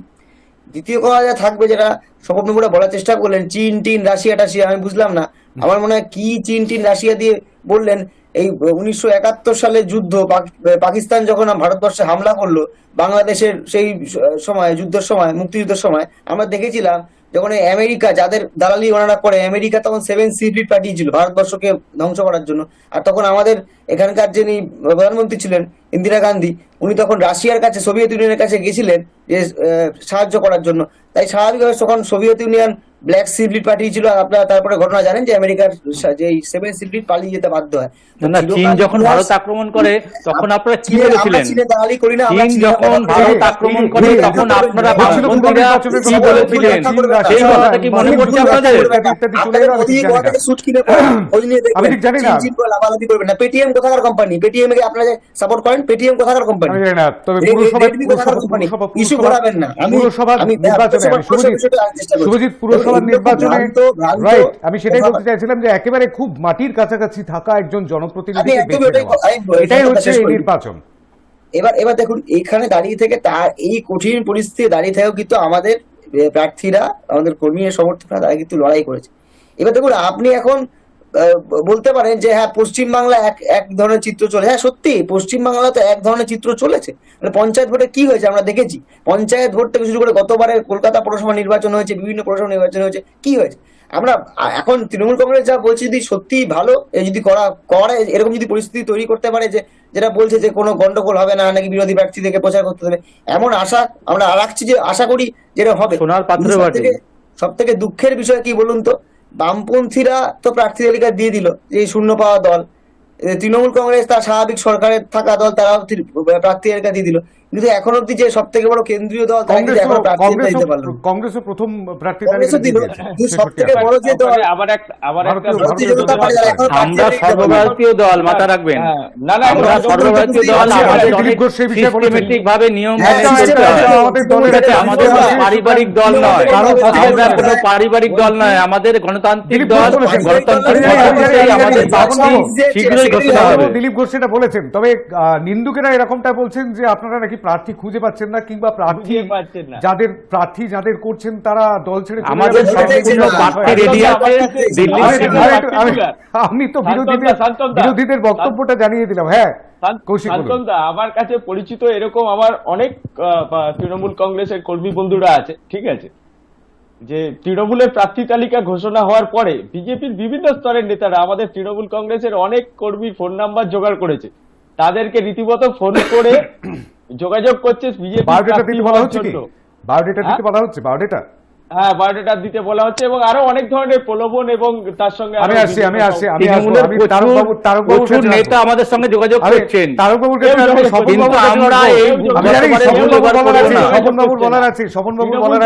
আপনাদের সঙ্গে যোগাযোগ করছে। আমি আসছি, সত্যি সত্যিই বোধহয় পদ্ম হওয়া কিংবা গেরুয়া ঝড়, কিন্তু এই ঝড়ের সবচাইতে বেশি রক্তক্ষরণ হলো 1.77% ভোট পাওয়া ভারতীয় জাতীয় কংগ্রেসের। আমি তারক ভদ্রর কাছে আসব, যে এতটা ক্ষতির সম্মুখীন হতে হবে এটা কি আগের থেকে ভাবতে পেরেছিলেন? মানুষ আপনাদের সঙ্গে নেই, নাকি মানুষকে আপনাদের কাছে পৌঁছতে দেওয়া হলো না? কি অভিযোগ? আচ্ছা, প্রথমে আমি বলবো শান্তম, আমি এই কলনটা করে আমাকে একটু বেরিয়ে যেতে হবে, আমার দপ্তর থেকে বারবার ফোন আসছে, আজ ক্যান্ডিডেটের যে সেকেন্ড লিস্ট আমাদের বেরোনোর ব্যাপার আছে, তো আমি এই জায়গাটা বলে আমি একটু বেরিয়ে যাব। তার জন্য আমি আগে থেকেই যারা আমাদের প্যানেলিস্ট রয়েছে প্রত্যেককে, এবং বিশেষ করে তুমি সঞ্চালক তোমার কাছেও আমি হাত জোড় করে ক্ষমা চেয়ে নিচ্ছি, এবং যারা দেখছে আজকের এই অনুষ্ঠান তাদের কাছেও ক্ষমা চেয়ে নিচ্ছি, কারণ আমার বারবার ফোন আসছে, দপ্তরে একটু আমায় যেতে হবে, ঠিক আছে? তো হ্যাঁ, তুমি যেটা বলছিলে আমাকে, সেটা হলো যে আজকের এই যে জায়গাটা আজকে তৈরি হয়েছে, সেটা তুমি একটা কথা বলো শান্ত, বিভিন্ন প্রলোভন দেখিয়ে যখন একটা দলকে ভেঙে টুকরো করে দেওয়া হয়, যখন একটা দলকে ছোট করে দেওয়া হয়, আজকের সুস্মিতাদের চিন্তা করো তার পরিস্থিতি, সে কি প্রলোভনে পা দিয়ে বেরিয়ে চলে গেল। আজকের এরকম ভাবে যদি একটা দলকে ভাঙা হয়, তারপরে সেই দলটা এমনিতেই ক্ষমতায় ছিল না, সেই দলটার তাহলে পরিস্থিতি কি হয়? তাহলে সেই দলটাকে যদি আবার কোন মানে শাসনকারী দল যদি আটকায় বা প্রেসার বা সন্ত্রাস বা ভয় দেখিয়ে, তাহলে সেই দলটা মানুষের কাছে কি করে বা পৌঁছাবে, বা কি করে তার ভোট বাক্সকে তৈরি করবে? এটা কোনোভাবেই সম্ভব নয়। তো আমি যেটা বলছি সেটা হলো, আজকের প্রতিটি দলের একটাই মানে চিন্তাধারা বা একটাই মনোভাব বা একটাই উদ্দেশ্য, যে কোনো মূল্যে ভারতবর্ষ থেকে জাতীয় কংগ্রেসকে শেষ করতে হবে। জাতীয় কংগ্রেসকে শেষ করলে আমরা দীর্ঘদিন স্টেবল করতে পারবো, আমরা থাকতে পারবো। এটাই হচ্ছে অঙ্ক, যার জন্য আজকে কংগ্রেসের ভোট পার্সেন্টেজটা ওই জায়গায় দাঁড়িয়ে আছে। এটা বলে আমি সবার কাছে ক্ষমা চাই, আমি বেশ বিদায় জানাচ্ছি। বেশ বেশ বেশ বেশ অনেক ধন্যবাদ শান্তদা। ধন্যবাদ আমাদের সঙ্গে উপস্থিত থাকবার জন্য। কিন্তু কিরকম যেন শান্তদা। অসহায় আত্মসমর্পণের সুর আমরা শুনতে পেলাম। আমি যাবো একটু, আমি যাবো কৌশিক আপনার কাছে যাবো, আমি একটু ডক্টর অভিষেক কর্মকারের কাছে যাবো। সেটা হচ্ছে আমরা দেখেছি জাতীয় দল হিসেবে এই মুহূর্তে গোটা ভারতবর্ষের নিরিখে যদি ছবিটা দেখতে হয়, তাহলে লোকসভা নির্বাচন যদি এই মুহূর্তে হয়, তাহলে হয়তো 120টা আসনে বিজেপি এবং কংগ্রেস মুখোমুখি লড়াই করবে। কিন্তু বিভিন্ন রাজ্যগুলোর ক্ষেত্রে এইভাবে হীনবল হয়ে পড়াটা, পশ্চিমবঙ্গে আমরা বিধানসভা নির্বাচনে দেখলাম কংগ্রেস বামেদের সঙ্গে সঙ্গে হাত ধরে শূন্যে পরিণত হলো, অর্থাৎ 0টি আসন পেল। কিন্তু তার মানে তাদের ভোট সংখ্যা শূন্য হয়ে গেল না, হয়তো ভোট পার্সেন্টেজ হয়তো শূন্য হয়ে গেল না। কিন্তু এক্ষেত্রে ত্রিপুরাতে পুরো নির্বাচনেও আমরা দেখলাম যে ভোট পার্সেন্টেজ কোথায় তলানিতে গিয়ে ঠেকেছে, 2-এর নিচে নেমে গিয়েছে ভোট পার্সেন্টেজ। সেই জায়গা থেকে ঠিক কি মনে হচ্ছে? না, এই ট্রেন্ডটা তো অনেকদিন ধরেই চলছে। এই কংগ্রেসের যে রক্তক্ষরণ সর্বভারতীয় স্তরে, সেটা তো দেখাই যাচ্ছে, এবং সেই ট্রেন্ডটা আজকে অন্যথা হয়নি। তবে আপনি একটা খুব সিগনিফিকেন্ট কথা বললেন, সেটা হচ্ছে যে সর্বভারতীয় দল হওয়া সত্ত্বেও বিজেপির কিন্তু যে হাওয়াটা 2014 সালে বা 2019 সালে ছিল, সেখান থেকে আজকে বিভিন্ন রাজ্যে ভোটের যে পরিস্থিতি হচ্ছে, আমি ত্রিপুরার এটা একটা স্থানীয় সরকারের ইলেকশন, আমি এইটাকে যদি সেট অ্যাসাইড করেও রাখি, আমি তাতেও বলবো যে সারাটা দেশের বিভিন্ন রাজ্যগুলোতে যখন অ্যাসেম্বলি ইলেকশন হচ্ছে বা এই ধরনের ইলেকশন হচ্ছে, অ্যাসেম্বলি ইলেকশন, তখন কিন্তু দেখা যাচ্ছে সেই হাওয়াটা 2014 বা 19-এর হাওয়াটা এখন কিন্তু অনেকটা স্তীমিত হয়ে পড়েছে, কিছুটা ইউটার্ন নিয়েছে, এবং বিভিন্ন জায়গায় বিরোধী দলগুলো কিন্তু মানে সর্বভারতীয় স্তরে বলছি, কিন্তু যথেষ্ট ভালো রেজাল্ট করছে। আমাদের পশ্চিমবঙ্গে আমরা দেখেছি 2021 সালে তৃণমূল কংগ্রেস কিন্তু প্রচুর ভোট পেয়ে জিতেছে, এবং যেটা 213টা ভোট পেয়ে জিতেছে, এবং পরবর্তীকালে আরো কিছু বিজেপি থেকে অনেকে চলে গেছে। এখন বিষয়টা হচ্ছে যে এইটা কিন্তু পশ্চিমবঙ্গের এই রেজাল্টটা কিন্তু কেউ সেই সময় প্রেডিক্ট করতে পারেননি, যেভাবে স্বয়ং নরেন্দ্র মোদী এবং অমিত শাহ এখানে এসে মানে প্রায় ডেলি প্যাসেঞ্জার হয়ে গিয়েছিল, প্রায় প্রতি সপ্তাহে 2-3 দিন করে এসেছে, সেই জায়গায় দাঁড়িয়ে এইরকম রেজাল্ট কিন্তু ভাবা যায়নি। এর অনেক মাল্টিপল রিজন আছে, সেগুলো নিয়ে আমরা অনেক আলোচনা করেছি, এর কারণ কি না কি ইত্যাদি ইত্যাদি রয়েছে। কিন্তু এখন যদি আমরা ভোট শেয়ারিং এর পার্সপেক্টিভে যদি দেখি, ত্রিপুরার কনটেক্সটে বলছি, ত্রিপুরাতে আবার ফিরে আসছি, তাতে দেখা যাচ্ছে যে বিজেপির যে ভোট শেয়ার, সেটা হচ্ছে 56.8 প্রায় 57%। এটা খালি আগরতলা, এটা শুধু আগরতলা সর। তৃণমূলের তাই 20% সামথিং, আর সিপিএম এর 18%। কিন্তু ওভারঅল কিন্তু সিপিএম এর এখনো পর্যন্ত ভোট শেয়ার, যেটা লাস্ট ইলেকশনে আমরা দেখেছি, সেটা হচ্ছে বিজেপির সঙ্গে, বিজেপির সিট বেশি হতে পারে, 36টা সিট, সিপিএম এর মনে হয় 19টা মতো সিট, 19টা বা 18টা সিট, হ্যাঁ 16টা, হ্যাঁ। কিন্তু তার পার্সপেক্টিভে আমরা দেখছি যে সেখানে ভোট শেয়ারের কোয়েশ্চেনে যখন আসছে, তখন কিন্তু বিজেপি এবং সিপিএম কিন্তু প্রায় এক, মানে ওই 1 পয়েন্ট সামথিং এর গ্যাপ রয়েছে। সুতরাং এখনো পর্যন্ত ওখানে সিপিএম এর যথেষ্ট ভোট শেয়ার কিন্তু রয়েছে। তবে এই ভোটটাতে কিছুটা বোঝা গেল, এবং আগামী দিনে 2023-এর ইলেকশনে বাকিটা বোঝা যাবে। তবে একটা ট্রেন্ড, একটা চিত্র কিন্তু আমরা পেলাম, যে যদি কৌশিক বাবুরা যে কথা বলছেন যে ভোট ঠিক মতো হয়নি সেখানে, হ্যাঁ, এবং স্বপন বাবুরা যেটাকে ডিনাই করছেন, আমি যদি দুজনের কথাটাকেই আমি যদি এই মুহূর্তে খারিজ করে দিয়ে যদি এটা ধরে নিই যে ঠিক আছে ভোট হয়েছে, we have to respect the result, যদি আমরা এটা দেখি, তাহলে এটা বলতে হবে যে ট্রেন্ড কিন্তু এখনো পর্যন্ত বিজেপির দিকে, সামনে 23-এর দিকে তাকিয়ে, কিন্তু তৃণমূল যেখানে এতগুলো সিটে, 25টা সিটে, শুধু আগরতলার কথা বলছি, যেখানে সেকেন্ড পজিশনে এসেছে, সেখানে সিপিএম এবং তৃণমূলের মধ্যে কিন্তু দ্বিতীয় পজিশন নিয়ে হাড্ডাহাড্ডি লড়াই হতেই পারে। এবং আগামী দিনে যদি আমরা নতুন কোনো সমীকরণ সেখানে দেখতে পাই, তাহলে কিন্তু বিজেপির পক্ষ সেখানে চাপে পড়ে যাওয়ার কিন্তু যথেষ্ট সম্ভাবনা রয়েছে। 2023-এর অ্যাসেম্বলি ইলেকশনের কথা বলছি, বিধানসভা ইলেকশনের কথা বলছি, সেখানে যদি কোনো রকম সমীকরণ হয়, নতুন কোনো সমীকরণ উঠে আসে তৃণমূল এবং সিপিএম এর মধ্যে ত্রিপুরার কনটেক্সটে, তাহলে কিন্তু নতুন রকম আমরা একটা ট্রেন্ড কিন্তু ওখানে দেখতে পাবো। আমরা সাধারণত বলে থাকি নির্বাচন বা ভোট, এই বিষয়টা হচ্ছে সম্ভাবনার অঙ্ক। সুতরাং Yes. সম্ভাবনা ঠিক কোন দিকে যেতে পারে আমরা সে দিকেই শুধুমাত্র মানে আমরা প্রেডিক্ট তবে কৌশিক বাবুর একটা কথা, শান্তম দা, Right, কৌশিক right. বাবুর একটা কথা খুব আশার আলো জাগিয়েছে আমাদের মতো গণতন্ত্র প্রেমী মানুষের, মানে সাধারণ মানুষের ক্ষেত্রে, যে উনি আমার কথা না, এটা আমার দলনেত্রীর হ্যাঁ, কথা। হ্যাঁ, যদি সেটা আলটিমেটলি হয়, দেখুন পলিটিশিয়ানরা, রাজনীতিবিদরা অনেক কথা বলেন, কিন্তু বাস্তবে কিন্তু অনেক মিলিয়ে নেবেন। সেখান থেকে ভুলে যান, সরে আসে। তারপরেই ভুলে যান। সেটা এই সেটা যদি পুরসভা হয়, নির্বাচনে আপনারা মিলিয়ে নেবেন। না, তৃণমূল তাহলে দলটা সেটা- হচ্ছে প্রতিহিংসা তাহলে তাকে পরায়ণ সাধুবাদ দল। জানানো- তাহলে তাকে সাধুবাদ জানাতেই হয়। এবং এখন আমি আগে থেকে শুভেচ্ছা এবং অভিনন্দন জানিয়ে রাখছি, এবং এটাকে সাদরে আমরা গ্রহণ করব যদি এটাই হয় যে প্রত্যেকটি রাজনৈতিক দল নিজের নিজের প্রার্থী দেবে, প্রচার করবে এবং তারপরে প্রতিটি সাধারণ মানুষ ভোট দিতে পারবে। এটা যদি হয়, মানে unlike previous local government election, যদি এটা হতে পারে, তাহলে কিন্তু সেটা সত্যি করে সাধুবাদ যোগ্য। সংবাদ মাধ্যমের একজন সামান্য কর্মী হিসেবে বোধহয় আমাদের চাইতে খুশি আর কেউ হবেন না, কারণ সেটা যদি হয়, সবসময় এরকমটা ভাবা ভুল যে সংবাদ মাধ্যমের কর্মীরা সবসময় সেন্সেশনাল খবর খোঁজেন, সবসময় রক্তপাত দেখতে চান, সবসময় দাঙ্গা হাঙ্গামা হচ্ছে কোথায় সেখানে দৌড়ে যান। না, আসলে আমরা খবরটা দেখানোর তাগিদে দৌড়ই, অনেক সময় নিজেরা মারও খাই, নিজেদেরও রক্তপাত ঘটে, নিজেদের প্রাণ সংশয়ও ঘটে, কিন্তু তা সত্ত্বেও আমরা সেই ঘটনাগুলোর ছবি তুলে ধরি সাধারণ মানুষের মুখের সামনে। আজকেও আমরা সাধারণ মানুষের চোখের সামনে সেই ছবিগুলোই তুলে ধরবার চেষ্টা করছিলাম। একটা রবিবার, সেই দিনটাতে একটু মাংস ভাত খেয়ে দুপুরবেলায় বিছানায় আয়েশ করে বসে হয়তো মানুষ দেখছেন খবর, কিন্তু সেই খবর যারা জোগাড় করছেন তারাও এই রাজনৈতিক কর্মীদের মতোই দৌড়ে দৌড়ে রাস্তায় ঘাটে তাদের সঙ্গে দৌড়ে একই সঙ্গে ঘেমে খবর জোগাড় করেন। আমরাও খুশি হব যদি এই রকম একটি নিরুপদ্রব অহিংস একটা নির্বাচন চোখের সামনে দেখা যায়, যে ট্রেন্ডটা থেকে বাংলাকে নয় শুধু ভারতের সংসদীয় গণতন্ত্রকে বের করে আনাটা অত্যন্ত দরকার। কারণ কোথাও কোথাও এইরকম ছবি আমরা দেখতে পাচ্ছি। এবার ত্রিপুরাতে নির্বাচনের দিন, ভোটের পুরো নির্বাচনের দিন আমরা দেখতে পেয়েছি সেই ছবিটা, মাথায় রক্ত কিংবা গালে রক্ত কিংবা হাত ভাঙা অথবা চোখ ফেটে যাওয়া, সেই ছবিগুলো আমাদের দেখতে ভালো লাগে না। বিশ্বাস করুন, আমি দর্শকদেরও সাক্ষী রেখে বলছি, সত্যি সত্যিই ভালো লাগে না, কিন্তু তবুও দেখাতে হয় বাধ্য হয়ে। এই রকম ছবি, তাকে সাধুবাদ না জানিয়ে কোনো উপায় নেই। কিন্তু সামনে যে নির্বাচন রয়েছে, পুরো নির্বাচন, সেই পুরো নির্বাচনে ঠিক কি হতে চলেছে এই মুহূর্তে, আমি একটু আগে যে প্রসঙ্গটা উঠেছিল, আমি একটুখানি স্বপনবাবুর কাছে সেই প্রসঙ্গটা নিয়ে যাব। সেটা হচ্ছে দিলীপ ঘোষ বলেছেন যে আমাদের একটা দলের নিয়ম আছে, একটা সিস্টেমেটিক পার্টি, সেই সিস্টেম অনুযায়ী আমাদের চলবে। এবং আমি তো তারকবাবুর কাছে একটা প্রশ্ন রাখতেও যাচ্ছিলাম, কিন্তু তারকবাবুর অন্য একটি দরকার রয়েছে, তার দলীয় দরকার রয়েছে, দলীয় প্রয়োজনে বেরিয়ে গেলেন।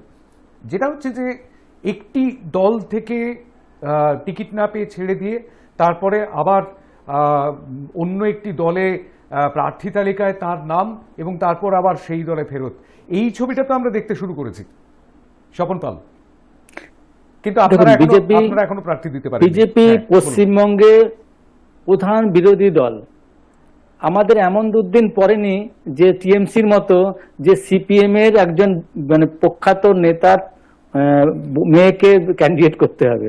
আমাদের এমন দুদিন পরেনি যে টিএমসি চোর, পিপল চোর, চাল চোর, এই চোরগুলোকে আমাদের দলে ক্যান্ডিডেট করতে হবে। আমরা ভারতবর্ষের প্রধান থেকে ওই মানে সদস্য আমাদের সংখ্যা বেশি আছে পশ্চিমবঙ্গের,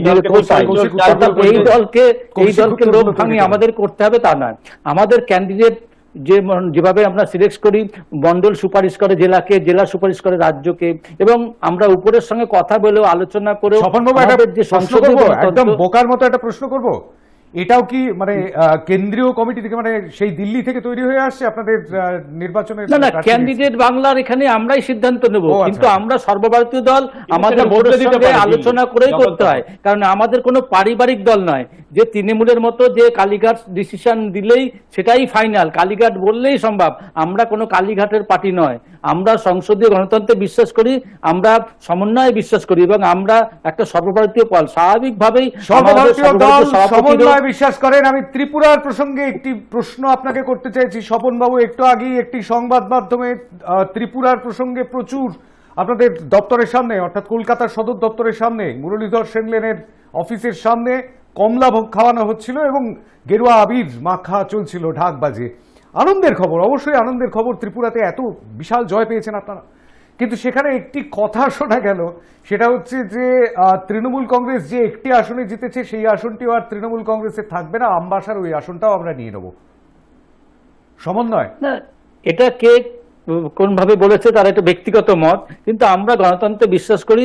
আমরা মনে করি যে সে জিতেছে, সে তাদের মানুষ, সেই কজন মানুষ আশীর্বাদ করেছে তাকে, সে তাদের কাজ করে দেখাক। কিন্তু আমাদের বিশ্বাস যে উনি পার্টিতে তাদের যে করেছেন নিজের কায়েমের স্বার্থের জন্য, নিজের আখড়ের স্বার্থের জন্য, এবং তৃণমূল তাকে বহু টাকা দিয়েছে, তাই তিনি দাঁড়িয়েছেন। আমার মনে হয় না যে তিনি আর জনগণের সঙ্গে থাকবেন বা জনগণের সেবা করবেন। আমরা দেখবো, আমরা চাই যে উনি জনগণের সেবা করুক, কারণ ওখানকার ওয়ার্ডের মানুষ তাকে সমর্থন করেছে। তো আমরা এক্সপেক্ট করবো তিনি সেই মানুষের আস্থা যেহেতু অর্জন করেছেন, তাদের পাশে সুখ দুঃখে থাকবেন, এটা ভবিষ্যৎ বলবে। কিন্তু ভারতের কথায় তথাগত রায়ের টুইটগুলোর কথা মনে পড়ে যাচ্ছে, কৌশিক সেই কারণে হাসছেন। প্রচুর টাকা খরচা করা হয়েছিল, তথাগত রায় বলেছিলেন। যাই হোক, আমি জানি না। না না, টিএমসি কে আমরা দেখেছি যে ত্রিপুরায় লোক নিয়ে গেছেন, হাজার হাজার লোক নিয়ে গেছেন বাংলা থেকে, সেই লোকগুলোকে পয়সা দিয়ে, এবং একজন তো ওখানে বলছেন পরিষ্কার যে 5,000 টাকা দিয়েছেন, সে কলকাতা থেকে গেছেন, ওখানে গেছেন, এবং হোটেলের ভাড়াও তৃণমূল দিয়েছে। অর্থাৎ ভাড়া করে, হায়ার করে কলকাতা থেকে সভা ভরাবার জন্য ত্রিপুরায় নিয়ে গেছেন। তা সত্ত্বেও আমি দেখেছি বাবুল সুপ্রিয় সভা করছেন, বক্তব্য রাখছেন, সায়নী ঘোষরা বক্তব্য রাখছেন, সেখানে 10 বা 5 জনও নেই লোক। পরিষ্কার ভাবে দেখা যাচ্ছে সেখানে লোক নেই। কৌশিক মাঝি, আমার কাছে বিষয়টা হলো ত্রিপুরার গণতন্ত্র নিয়ে শান্তনদা আর কোনো কথা বলাই উচিত নয়। যেভাবে সংবাদ মাধ্যম আক্রান্ত হয়েছে, আমরা তো হয়েছি, আমরা তো বিরোধী রাজনৈতিক দল করি, আমরা আক্রান্ত হয়েছি, সংবাদ মাধ্যম যেভাবে আক্রান্ত হয়েছে, আর তারপরে এই যে রেজাল্ট, এই রেজাল্ট বেরোনোর পরে কেউ যদি বলে ত্রিপুরায় বিরাট গণতন্ত্র আছে, এটা সেই মানে কি বলা যায়, মানে গণতন্ত্রকে যে প্রহসনে পরিণত করেছে সেটাকে একটা নোবেল দেওয়ার মতো আর কি। বিপ্লব দেবকে একটা নোবেল দেওয়া উচিত যে গণতন্ত্রকে উনি আমি কৌশিক বুঝতে পারলাম না একটা বিষয়, আমাকে একটুখানি, আমি না শোভন বাবু, আমি একটুখানি বুঝে নিই কৌশিকের কাছ থেকে। সেটা হচ্ছে যে 81 মানে নির্বাচন কমিশনের হিসাব অনুযায়ী 81.54% ভোট পড়েছে ত্রিপুরায় এবারের পুরো নির্বাচনে 222টি আসনে, ঠিক আছে? 112টিতে আনকন্টেস্টেড জিতেছে ভারতীয় জনতা পার্টি, সেই বিষয়ে আমার কিছু বলার নেই। কিন্তু এই 222টি আসনের যে লড়াইটা হয়েছে গত বৃহস্পতিবার 25 তারিখ, সেই লড়াইটাতে এই মুহূর্তে যা দেখতে পাওয়া যাচ্ছে তাতে ত্রিপুরার আগরতলা পুর নিগমে দ্বিতীয় স্থানে উঠে এসেছে তৃণমূল কংগ্রেস, তৃতীয় স্থানে নেমে গিয়েছে বামেরা অর্থাৎ সিপিআইএম। একদম পুরসভা বামেদের ছিল। এই জায়গাটাতে আপনারা খুশি তো? যদি খুশি হন তাহলে আপনারা অস্বীকার করেন কি করে গণতান্ত্রিক ভাবে ভোট হয়নি? না, আমরা একদমই খুশি নই। এই কারণেই, তার কারণ হলো আমি ঠিক বুঝে উঠতে পারছি আমরা প্রথম হওয়ার লড়াই, কারণ তৃণমূল গণতন্ত্রে বিশ্বাস করে না। আমরা প্রথম হওয়ার লড়াইতে নেমেছিলাম। আমরা নিজেরাও জানতাম যে একটা রাজনৈতিক দল আমরা নতুন ভাবে ওখানে গিয়ে শুরু করে প্রথমেই যে আমরা বিরাট কিছু সাফল্য অর্জন করতে পারবো সেরকম কিন্তু নয়। কিন্তু যখন ওখানে কাজ করা শুরু করলাম, তখন ওখানকার মানুষের রিপারকেশন এবং ওখানে সরকারের বিরুদ্ধে মানুষের যে ক্ষোভ, তারা কিন্তু একটা প্রকৃত বিরোধী শক্তি ওখানে খুঁজে পাচ্ছিল না, কংগ্রেস বা না সিপিআইএম। সেখানে কিন্তু তৃণমূল কংগ্রেস ওখানে তৈরি হওয়ার পরেই পালে পালে যারা বিরোধী মনস্ক বা যারা বিজেপিতেও ছিল বা বিজেপিকেই সমর্থন করেছিল লাস্ট বিধানসভার নির্বাচনে, তাদেরও একটা বিরাট অংশের মানুষ কিন্তু তৃণমূলকে সমর্থন করবার জন্য এগিয়ে আসে। আর এই মতো পরিস্থিতিতে আমাদের সর্বভারতীয় সাধারণ সম্পাদক অভিষেক বন্দ্যোপাধ্যায় যখন ত্রিপুরায় গেলেন, মানে র্যালি করবার জন্য হোক বা বড় সভা করবার জন্য হোক, বিপ্লব দেবের সরকার তার সরকারি শক্তিকে, প্রশাসনকে বিভিন্ন রকম ভাবে কায়দা করে আটকে তার কিন্তু সেগুলোকে ভণ্ডুল করে দেওয়ার চেষ্টা করেছে। এবং তারপরেও যখন মানুষের সমর্থন মানে তাদের বিপরীতে যাবে, এই আঁচটা তারা করতে পারলো, তখনই এই ব্যাপক সন্ত্রাস নামিয়ে আনলো এবং ব্যাপক সন্ত্রাস নামিয়ে এনে ভোটটাকে জাস্ট প্রহসনে পরিণত করেছে। শান্তমদা, আমি একটা কথা বলছি, ওখানে যদি নিরপেক্ষভাবে ভোট হতো, ওই আগরতলা মিউনিসিপ্যালিটি কেন, ওখানে যেখানে যেখানে ভোট হয়েছে, ক্যান্ডিডেট হয়েছে, তারা ওখানে মানুষ যদি ভোট দিতে পারতো, তাহলে কিন্তু ফলাফল অন্যরকম হতো, বিজেপির এই রেজাল্ট হতো না। না, তাহলে আপনারা দ্বিতীয় পজিশনটা কি করে হলেন, কি করে একটা আসন জিতলেন? আরে বাবা, দ্বিতীয় পজিশন, একটা আসন জিতেছে। এবার কথাটা ভাবুন, আমরা এতগুলো কৌশিকের যুক্তিটা হচ্ছে যে আমবাসার একটি আসনে জেতাটাই শেষ কথা নয়, তারা অনেকগুলো আসলে প্রথম আবার হতে overall চেয়েছিলেন, চিত্রটা দেখতে প্রথম হতে হবে। চেয়েছিলেন, প্রথম হতে পারতেন যদি গণতান্ত্রিক ভাবে ভোটটা হতো। আমি ঠিক এই জায়গাটা থেকে, তাই তো সেটাই তো বলতে চাইছেন কৌশিক। একদমই, হয় না, আমি এটা এই হয় না। এই যুক্তিটা একটু ভোটে বলতে চেষ্টা পশ্চিমবঙ্গের করছি। MP এই যুক্তিতে বলছেন গণতান্ত্রিক। আসামের আমি লোককে একটু দিয়ে আপনি শুভজিৎ- করাবেন, সেটা আমি হয় না। সুজিত সরকারের কাছে যাব, সুজিত সরকারের কাছে যাব। সেটা হচ্ছে যে এই এই এই যে ছবিটা চোখের সামনে এলো, এই ছবিটার পর পরবর্তী পদক্ষেপ ঠিক কি মনে হচ্ছে? আপনারা ছাত্র যুবরা প্রচুর কাজ করছেন, কিন্তু একেবারে এই বিষয়গুলো নিয়ে সামনে আসা, সামনে 2023-এর নির্বাচন রয়েছে ত্রিপুরাতে। আমি যদি পশ্চিমবঙ্গের কলকাতা এবং অন্যান্য পুরসভার ভোটগুলির কথা এই মুহূর্তে বাদই রাখি, একটু ত্রিপুরার কনটেক্সটেই যদি থাকি, তাহলে ত্রিপুরাতেও 2023-এর আগে তো প্রচুর কাজ বাকি রয়েছে। কি করবেন? শুধু জনগণের কাছে যাবেন, সেটাই কি শেষ কথা? দেখুন, এখানে যেটা বিষয় সেটা হচ্ছে যে যা রেজাল্ট হয়ে গেছে সেটা তো আর চেঞ্জ করা যাবে না, না। সে তো এখন আচ্ছা, রেজাল্ট right. থেকে শিক্ষা নিয়ে আমাদেরকে হ্যাঁ, আরো হতে পারে, বিভিন্ন হ্যাঁ, জায়গায়- হতে পারে। তার কারণ কি বলছেন? হচ্ছে, হ্যাঁ হতে পারে এই যা রেজাল্ট হয়েছে সেটার পরেও আরো অনেক কিছু হতে পারে, কারণ সুপ্রিম কোর্টে বিষয়টি বিচারাধীন রয়েছে। তৃণমূল কংগ্রেস যে মামলাটি না, হ্যাঁ, সেটা সেটা অন্য ব্যাপার। আমি বলছি যা রেজাল্ট হয়ে গেছে রাইট, সেখান থেকে দাঁড়িয়ে থেকে আমাদেরকে আমার যেখানে যেখানে ল্যাক করেছি, যেখানে অসুবিধা হয়েছে সেখান থেকে আমাদেরকে যেতে হবে। এবার দেখুন, এই কঠিন পরিস্থিতিতে যে সকল মানুষ আমাদেরকে সমর্থন করেছেন তাদের কাছে আমরা অভিনন্দন জানাই। এবং আর দ্বিতীয় যেটা বলার থাকবে, দেখুন এখানে বারবার স্বপনবাবু বলছেন যে আপনারা দ্বিতীয় হলেন কি করে, মানে তৃণমূলকে, মানে বুঝতে পারছি না, মানে স্বপনবাবু কি বলতে চাইছেন, যে ওনারা কি দ্বিতীয় করে দিয়েছেন চাপ্পা টাপ্পা মেরে? মানে মানে মজা করে বললাম, এটা আমি সিরিয়াসলি বলছি না, মানে এমন বারবার বলছেন। দেখুন, গণতান্ত্রিক পরিসর যে নেই সেটা এতবার এত আলোচনা করে তো মানে এটা তো এভাবে বলা যাবে না। এটা যে কোনো রাজনৈতিক অ্যানালিস্টের পক্ষে খুব মানে সুচক্ষে দেখে বোঝা যাবে যেটা আসলে ভোটটা ঠিকভাবে হয়নি। যদি ভোটটা ঠিকভাবে হতো তাহলে নিশ্চয়ই এই চিত্র আসতো না। এত আসন একটা দল কোনদিন একসঙ্গে পেতে পারে না, 51-0টা কোনদিন হয়? এটা আপনারা নিজেরা দেখুন যে একটা রাজ্যে যেখানে একটা বিরোধী দল রয়েছে তার একটা নির্দিষ্ট সিট রয়েছে। ত্রিপুরায় আপনারাই এবং টিএমসি কে সুযোগ করে দিয়েছেন এবং আপনারা ময়দান ছেড়ে দিয়েছেন, টিএমসি কে ময়দান দিয়ে কথা দিয়েছেন। বলিনি আমি। শান্তন দা, আচ্ছা, আমি আসছি সুভজিৎ শেষ করুন। শুভজিৎ, সুভজিৎ, একটা কথা বলি যে আজকে সারা ভারতবর্ষ জুড়ে কংগ্রেস এবং বামেরা যে ক্ষয়িষ্ণু হচ্ছে, যেই সব বামেরা তো ত্রিপুরাতে ক্ষমতায় ছিল, পশ্চিমবঙ্গে ক্ষমতায় ছিল, এখন শুধুমাত্র কেরলে ক্ষমতায় আছে। এই যে বামেদের যে এখানে যেখানে শক্তি ছিল তাদের যে শক্তি ক্ষয় এবং তার সঙ্গে যে কংগ্রেসের শক্তি ক্ষয়, এই শক্তি ক্ষয়ের কারণে হলো তাদের দিশাহীন রাজনীতি।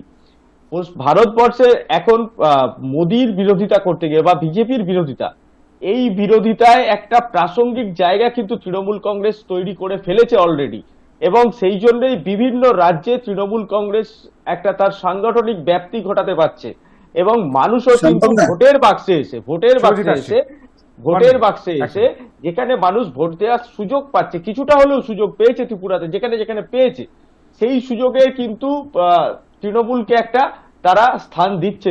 বিজেপিকে যদি কোথাও হারাতে কেউ পারে, মানুষ যেখানেই সুযোগ পাবে, যদি সেখানে তৃণমূল তৃণমূল কংগ্রেস কিন্তু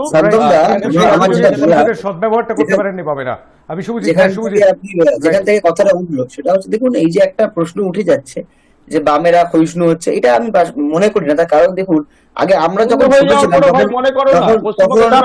সমর্থন না শুভজিৎ, আপনাদের হয়তো সমর্থন আছে। আমি বলছি, আমি কথাটা বললে আমি বুঝতে পারি কি অ্যাঙ্গেলে বলছি, আমি কি অ্যাঙ্গেলে বলছি আমি বুঝতে পারি।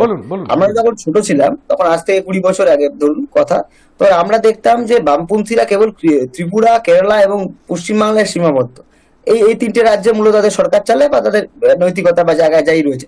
কিন্তু আমরা যদি এখনকার দিনে প্রাসঙ্গিকতার জায়গা থেকে দেখি, হিমাচল প্রদেশ থেকে শুরু করে এদিকে তেলেঙ্গানা থেকে শুরু করে মহারাষ্ট্র থেকে শুরু করে বিহার থেকে শুরু করে এদিকে আমাদের রাজস্থান, বিভিন্ন বিভিন্ন রাজ্যে, জম্মু কাশ্মীরে আমাদের কিন্তু আমরা বিধায়ক জিতেছি, আমরা ছোট ছোট স্থানীয় নির্বাচন জিতেছি।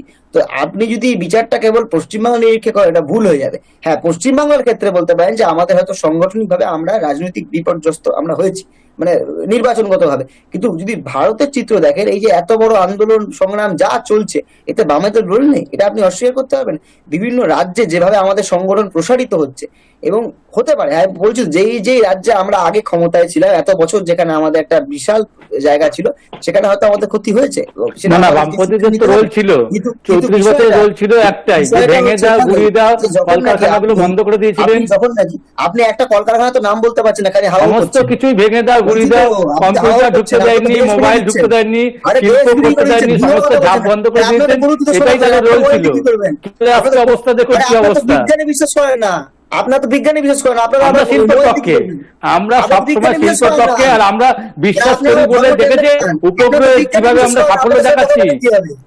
উপগ্রহ সাফল্য দেখুন, ভারতবর্ষ আজকে জয় জয়কার, পৃথিবীর কাছে জয় জয়কার। ভারতবর্ষকে আমরা বিশ্বের দরবারে প্রতিষ্ঠিত করছি। নরেন্দ্র মোদীর নেতৃত্বে ভারতবর্ষকে আমরা বিশ্বের দরবারে প্রতিষ্ঠিত করেছি। এর আগে কোনোদিন ইউনাইটেড নেশন অর্গানাইজেশন আরে আপনারা বিশ্বাস করেন নাকি সব ইউএনটি বেশ বেশ বেশ বেশ বেশ বেশ হ্যাঁ, তা, এবার- আমি এবার সে জায়গায় আমরা চীনের দালালি করি না তো, আমরা চীনের দালালি করি না, আমরা ভারত মাতার দালালি করি। জনগণের যে দাবি দাওয়া ভারত রয়েছে, মাতার কথা বলি, মানুষের যে ভারত মাতা আপনারা মুখে আনবেন না কথা, আমরা বিশ্বাস করি, আমরা চীনের নীতিতে বিশ্বাস করি না, চীনের দালালি করি না তো। স্বপনবাবু আবার চীনকে টেনে আনবেন না প্লিজ। চীন আর রাশিয়া, চীন রাশিয়া জাপান একমাত্র আমরা মনে করি যে একমাত্র এখনকার কাজ যদি আপনি বলেন, অবশ্যই সেটা সংগঠন বাড়ানো এবং সেটা গণ আন্দোলনের মাধ্যমে মানুষের দাবি দাওয়াকে সামনে নিয়ে এই কাজগুলো করা, মানুষের যে অসুবিধাগুলো সেগুলো তুলে ধরা এবং নিজেদের সংগঠন তৈরি করা, এটাই লক্ষ্য। তারপরে 2023 এখন অনেক দেরি আছে, এ তো কালকেই ভোট হচ্ছে না, এখন সামনে ভোট বাক্সে রিফ্লেক্টেড হয় কিনা সেদিকে পৌরসভা নির্বাচন, কলকাতা পৌরসভা নির্বাচন রয়েছে। এই পৌরসভা নির্বাচনে রাজ্যের তৃণমূল সরকারের বিরুদ্ধে আমরাই তো লড়াই করব। বিজেপি তো এখন প্রার্থী তালিকাও দিতে পারেনি। বিজেপি কোথায়? বিজেপিকে দেখা যাচ্ছে না। সেই বামপন্থী যারা রেড ভলেন্টিয়ার প্রার্থী তালিকা আসবে সামনে, এরকমটাই এখনো পর্যন্ত রেড ভলেন্টিয়াররা ওই অক্সিজেনের সিলিন্ডার নিয়ে গিয়ে ছবি তুলে ছবি পোস্ট করা ছাড়া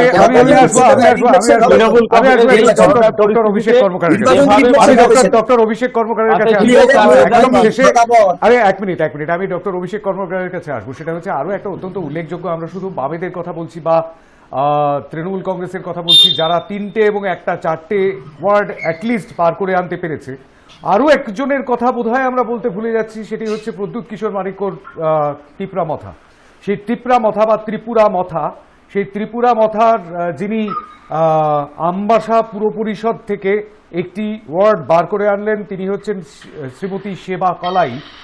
সেই ভদ্রমহিলা হচ্ছেন একজন উপজাতির প্রতিনিধি, এবং উপজাতির প্রতিনিধি হিসেবে একটি পুর পরিষদের সিট পাওয়া, এটা কিন্তু ত্রিপুরার মাটিতে এর আগে কখনো হয়েছে কিনা জানি না। আমি সেই জায়গা থেকে একটা তাৎপর্য খুঁজে পাচ্ছি, সেই তাৎপর্যপূর্ণ বিষয়টা সম্পর্কে একটুখানি জানবো এবং সব মিলিয়ে ঠিক কি হতে পারে এর পরবর্তীতে বিরোধীদের লড়াইটা। দেখুন, আমি অন্যান্য প্রতিনিধিদের, বিভিন্ন দলের প্রতিনিধিদের এখানে যারা রয়েছেন তাদের আমি বক্তব্যগুলো খুব মন দিয়ে শুনছিলাম। অনেকগুলো বিষয় উঠে এলো। আপনি প্রথমে যেটা বললেন আমি স্পেসিফিক্যালি সেটা বলি, হ্যাঁ সত্যি করেই তাই। শুধু ত্রিপুরা কেন, আপনি সমস্ত নর্থ ইস্ট যদি দেখেন তাহলে এই সমস্ত ট্রাইবাল উপজাতিগুলো, হ্যাঁ, তাদের যারা প্রতিনিধিত্ব করেন তারা সবসময় একটা আলাদা মানুষের কাছে একটা আলাদা কি বলবো, একটা আলাদা সমর্থন, একটা ইমোশনাল অ্যাটাচমেন্ট কিন্তু সবসময় তারা ভারতবাসীর কাছে পেয়ে থাকেন। এবং এই জায়গায় থেকে দাঁড়িয়ে যিনি আজকে ওই জায়গায় তৃণমূল কংগ্রেসের হয়ে জিতেছেন, এটা কিন্তু সত্যি করেই যথেষ্ট মানে রিমার্কেবল এবং সিগনিফিকেন্ট একটা ঘটনা। হ্যাঁ, এবং কৌশিকবাবুরা যেমন বলছেন যে ভোট হলে, ঠিক মতো ভোট হলে হয়তো আরো কিছু সিট পেতেন। আমি সেই প্রেডিকশন বা সেটা সঠিক প্রেডিকশন ভুল প্রেডিকশন আমি সেই বিতর্কে যাচ্ছি না, কিন্তু সেটা তো পলিটিক্যাল কম্পালশন থেকে উনি বলবেনই এবং সেটাই করাটাই স্বাভাবিক। কেননা 51 মিনিট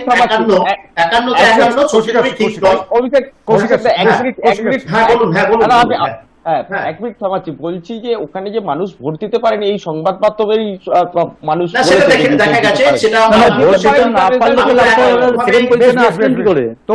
তবু কিছু মানুষ নিশ্চয়ই ভোট দিয়েছিলেন। যাই হোক, আমরা ভোট দিয়েছিলেন বলেই তো আপনারা আমরা অভিষেক কর্মকারের বক্তব্য শুনবো। সুজিত বাবু কিছুক্ষণ আগে 19 নম্বর ওয়ার্ডের কথা বললেন, যেখানে বিজেপি 1000 সামথিং পেয়েছে এবং তারপরেই সিপিএম কিন্তু প্রায় 900 সামথিং ভোট পেয়েছে। তৃণমূল কংগ্রেসের ভোট 500-র উপরে সেই পার্টিকুলার ওয়ার্ডটাই, এবং যিনি ইন্ডিপেন্ডেন্ট তিনিও 700-র উপরে। এই 19 নম্বর ওয়ার্ডের পার্সপেক্টিভে বলতে পারি যে মানুষ ভোট দিতে পেরেছে, এমন নয় যে ভোট দিতে পারেননি। সব কিন্তু তার মানে 19 নম্বর ওয়ার্ড তো পুরো 334টা ওয়ার্ডকে ইয়ে করছে না, সিটকে Represent করছে না, ঠিক, ঠিক, ঠিক। রিফ্লেক্ট করছে না, হ্যাঁ রিপ্রেজেন্ট করছে না। ঠিক। এরকম ব্যতিক্রম আছে, কোথাও মানুষ দিতে পেরেছে, কোথাও এবার যেখানে দিতে পেরেছে সেখানে সেকেন্ড নাম্বারে তৃণমূল উঠে এসেছে, কোথাও কোথাও সিপিএম, অধিকাংশ জায়গাতে সিপিএম সেকেন্ড নাম্বারে আছে এবং খুব ভালো ভোট শেয়ারও তাদের আছে, আমি এটা অস্বীকার করছি না। এবার দেখুন বিষয়টা হচ্ছে, আমি যেটা এখানে বলতে চাইছি, আমরা এখানে অনেকগুলো বিষয় নিয়ে আলোচনা করছি আজকে, এবং একটা সর্বভারতীয় স্তর থেকে আন্তর্জাতিক স্তরে রাশিয়া চায়না পর্যন্ত আমরা এনেছি আলোচনায়। হ্যাঁ, আমি যেটা বলতে চাইছি এখানে, যেটা সবাই আলোচনা করছে সেটা হচ্ছে কোন দিকে হাওয়া রয়েছে, কোন দিকে স্রোত রয়েছে, কোথায় ইউটার্ন হচ্ছে, ইত্যাদি ইত্যাদি। কিন্তু যেগুলো খুব আজকে সিগনিফিকেন্ট, আমি প্রতিটি রাজনৈতিক দলের প্রতিনিধিদের কাছে এই সংবাদ মাধ্যমের মাধ্যমে বলবো, সেটা হচ্ছে যে খুব সিগনিফিকেন্ট 2-3টে ইস্যু এই মুহূর্তে কিন্তু আমাদের দেশে রয়েছে। একটা হচ্ছে অত্যধিক মূল্য বৃদ্ধি, এটা নিয়ে একদম লাগাতার আন্দোলন দরকার প্রতিটি রাজনৈতিক দলের। পশ্চিমবঙ্গের পার্সপেক্টিভে বলবো র্যাপিড ইন্ডাস্ট্রিয়ালাইজেশন, এবং যে সমস্ত অভিযোগগুলো আসছে বেকারত্বের সমস্যা সমাধানের জন্য যে পথে এগোনো দরকার, আজকে স্কুলের নিয়োগ থেকে শুরু করে, কালকেও দেখলাম ইউজিসি একটি চিঠি পাঠিয়েছে কলেজ এবং ইউনিভার্সিটিগুলো যাবতীয় ভ্যাকান্ট পোস্টকে পূর্ণ করার জন্য সিবিসিএস পদ্ধতি চলে এসেছে। 20 মাসের একটা লকডাউনের গ্যাপ ছিল, অনলাইনে পঠন পাঠন হয়েছে, কিন্তু সেটা কখনোই অল্টারনেটিভ টু অফলাইন নয়। এই সমস্ত ইম্পর্টেন্ট ইস্যুগুলো, এইগুলোকে কিন্তু আরো বেশি কলকাতা পুরসভার, আমি বলছি কলকাতা কর্পোরেশনের ভোটে এই ইস্যুগুলো সামনে আনা দরকার। আমরা শুধুমাত্র 20,000 হ্যাঁ, এই মুহূর্তে আমি বলবো, আমরা এই কলকাতা পুরসভার ইলেকশনে, সামনে যে ইলেকশন আসতে চলেছে, সেখানে আমরা কিন্তু আবার ওই এক বাক সন্ত্রাস দেখতে চাই না। ওখান থেকে বীরভূমের নেতা এক কথা বলছেন, এখান থেকে দিলীপ ঘোষ এক কথা বলছেন, এখান থেকে এ এক কথা বলছেন, এই বাক সন্ত্রাস, হ্যাঁ বাক সন্ত্রাস নিয়ে কিন্তু তাতে কি হয়, মানুষ মোটিভেটেড হয়, কিছু একটা শ্রেণীর মানুষ ভীষণভাবে উদ্দীপিত হয়ে যায়, কিন্তু আলটিমেটলি রাজ্যবাসীর কোন সুবিধা, এক শ্রেণীর মানুষ উজ্জীবিত হয় ডক্টর কর্মকার, এক শ্রেণীর মানুষ উদ্বিগ্ন হয়, আশঙ্কিত উদ্বিগ্ন হয়। তাই গণতন্ত্রকে সুরক্ষিত করা, পরমত সহিষ্ণুতা, এই কথাগুলো কিন্তু ভীষণ দরকার। আমি এইটাই আমি আবেদন রাখবো আজকে প্রতিটি রাজনৈতিক দলের কাছে, যারা আজকে এই সংবাদ মাধ্যমে এই মুহূর্তে দেখছেন, যে আমাদের কিন্তু এইটা রেস্টোর করতে হবে। ডেমোক্রেটিক অ্যাম্বিয়েন্স, ডেমোক্রেটিক যে মূল্যবোধ, সেটা যতদিন যাচ্ছে সেটা একটা ইরোশনের মধ্যে চলে আসছে, এবং আমরা প্রত্যেকটা সময় দেখেছি এমন ভাষায় আক্রমণ করা হচ্ছে, যেটা কিন্তু আজ থেকে 20 বছর আগে, 30 বছর আগে এইরকম জায়গায় যায়নি, যে জায়গায় চলে এসেছে আজকের দিনে। তাই এই বিষয়গুলো আমাদেরকে লক্ষ্য রাখতে হবে। যাই হোক, আসলে প্রত্যেকটা নির্বাচন বোধহয় আমাদের বেশ কিছুটা শিক্ষা দিয়ে যায়, আমাদের বেশ কিছুটা চোখ খুলে দিয়ে যায়, সেটাই হয়তো হয়েছে এবারের এই ত্রিপুরার পুরো নির্বাচনেও। আজকের আলোচনায় যোগ দেওয়ার জন্য আমাদের আলোচনা শেষ করতে হচ্ছে এখানেই। অনেক ধন্যবাদ স্বপন পাল, অনেক ধন্যবাদ সরকার, অনেক ধন্যবাদ কৌশিক মাঝি, অনেক ধন্যবাদ ডক্টর অভিষেক কর্মকারকে। অবশ্যই ফলাফল যা এসেছে, সেই ফলাফল তো জনগণের ভোটেই এসেছে। 81.54% ভোট পড়েছে নির্বাচন কমিশনের হিসাব অনুযায়ী। কোথাও হয়তো ভোটের মধ্যে কারসাজি হয়েছে, কোথাও হয়তো ভোটের মধ্যে নানান রকম সমস্যায় পড়েছেন সাধারণ মানুষ ভোট দিতে গিয়ে। এই অভিযোগগুলো তো সামনে আসেই, প্রত্যেকবারই আসে, এবং এবারেও এসেছে, ত্রিপুরার পুরো নির্বাচনেও এসেছে সেই অভিযোগ। আর সেই অভিযোগ আসার পরেও মানুষ ভোট দিয়েছেন। আগরতলা কর্পোরেশন সহ পুর পরিষদ এবং নগর পঞ্চায়েতগুলিতে ভোটের মোটামুটিভাবে ফলাফল যা দাঁড়িয়েছে, তাতে 334টির মধ্যে 329টিতে জয়ী অথবা এগিয়ে বিজেপি প্রার্থীরা, অন্যদিকে 3টিতে জিতেছে বামপন্থীরা, 1টিতে জিতেছে তৃণমূল কংগ্রেস। কিন্তু কংগ্রেসের ঝুলিতে একটিও আসন আসেনি। এই ছবিটা দেখবার পর ঠিক কোথায় কোথায় কিভাবে রিফ্লেকশন আসে, কে কি বলেন, সেদিকে আমাদের নজর থাকবে। আজকের এই ত্রিপুরার পদ্ম হাওয়া এই আলোচনা এখানেই শেষ করছি। নজর থাকুক খবর। নমস্কার।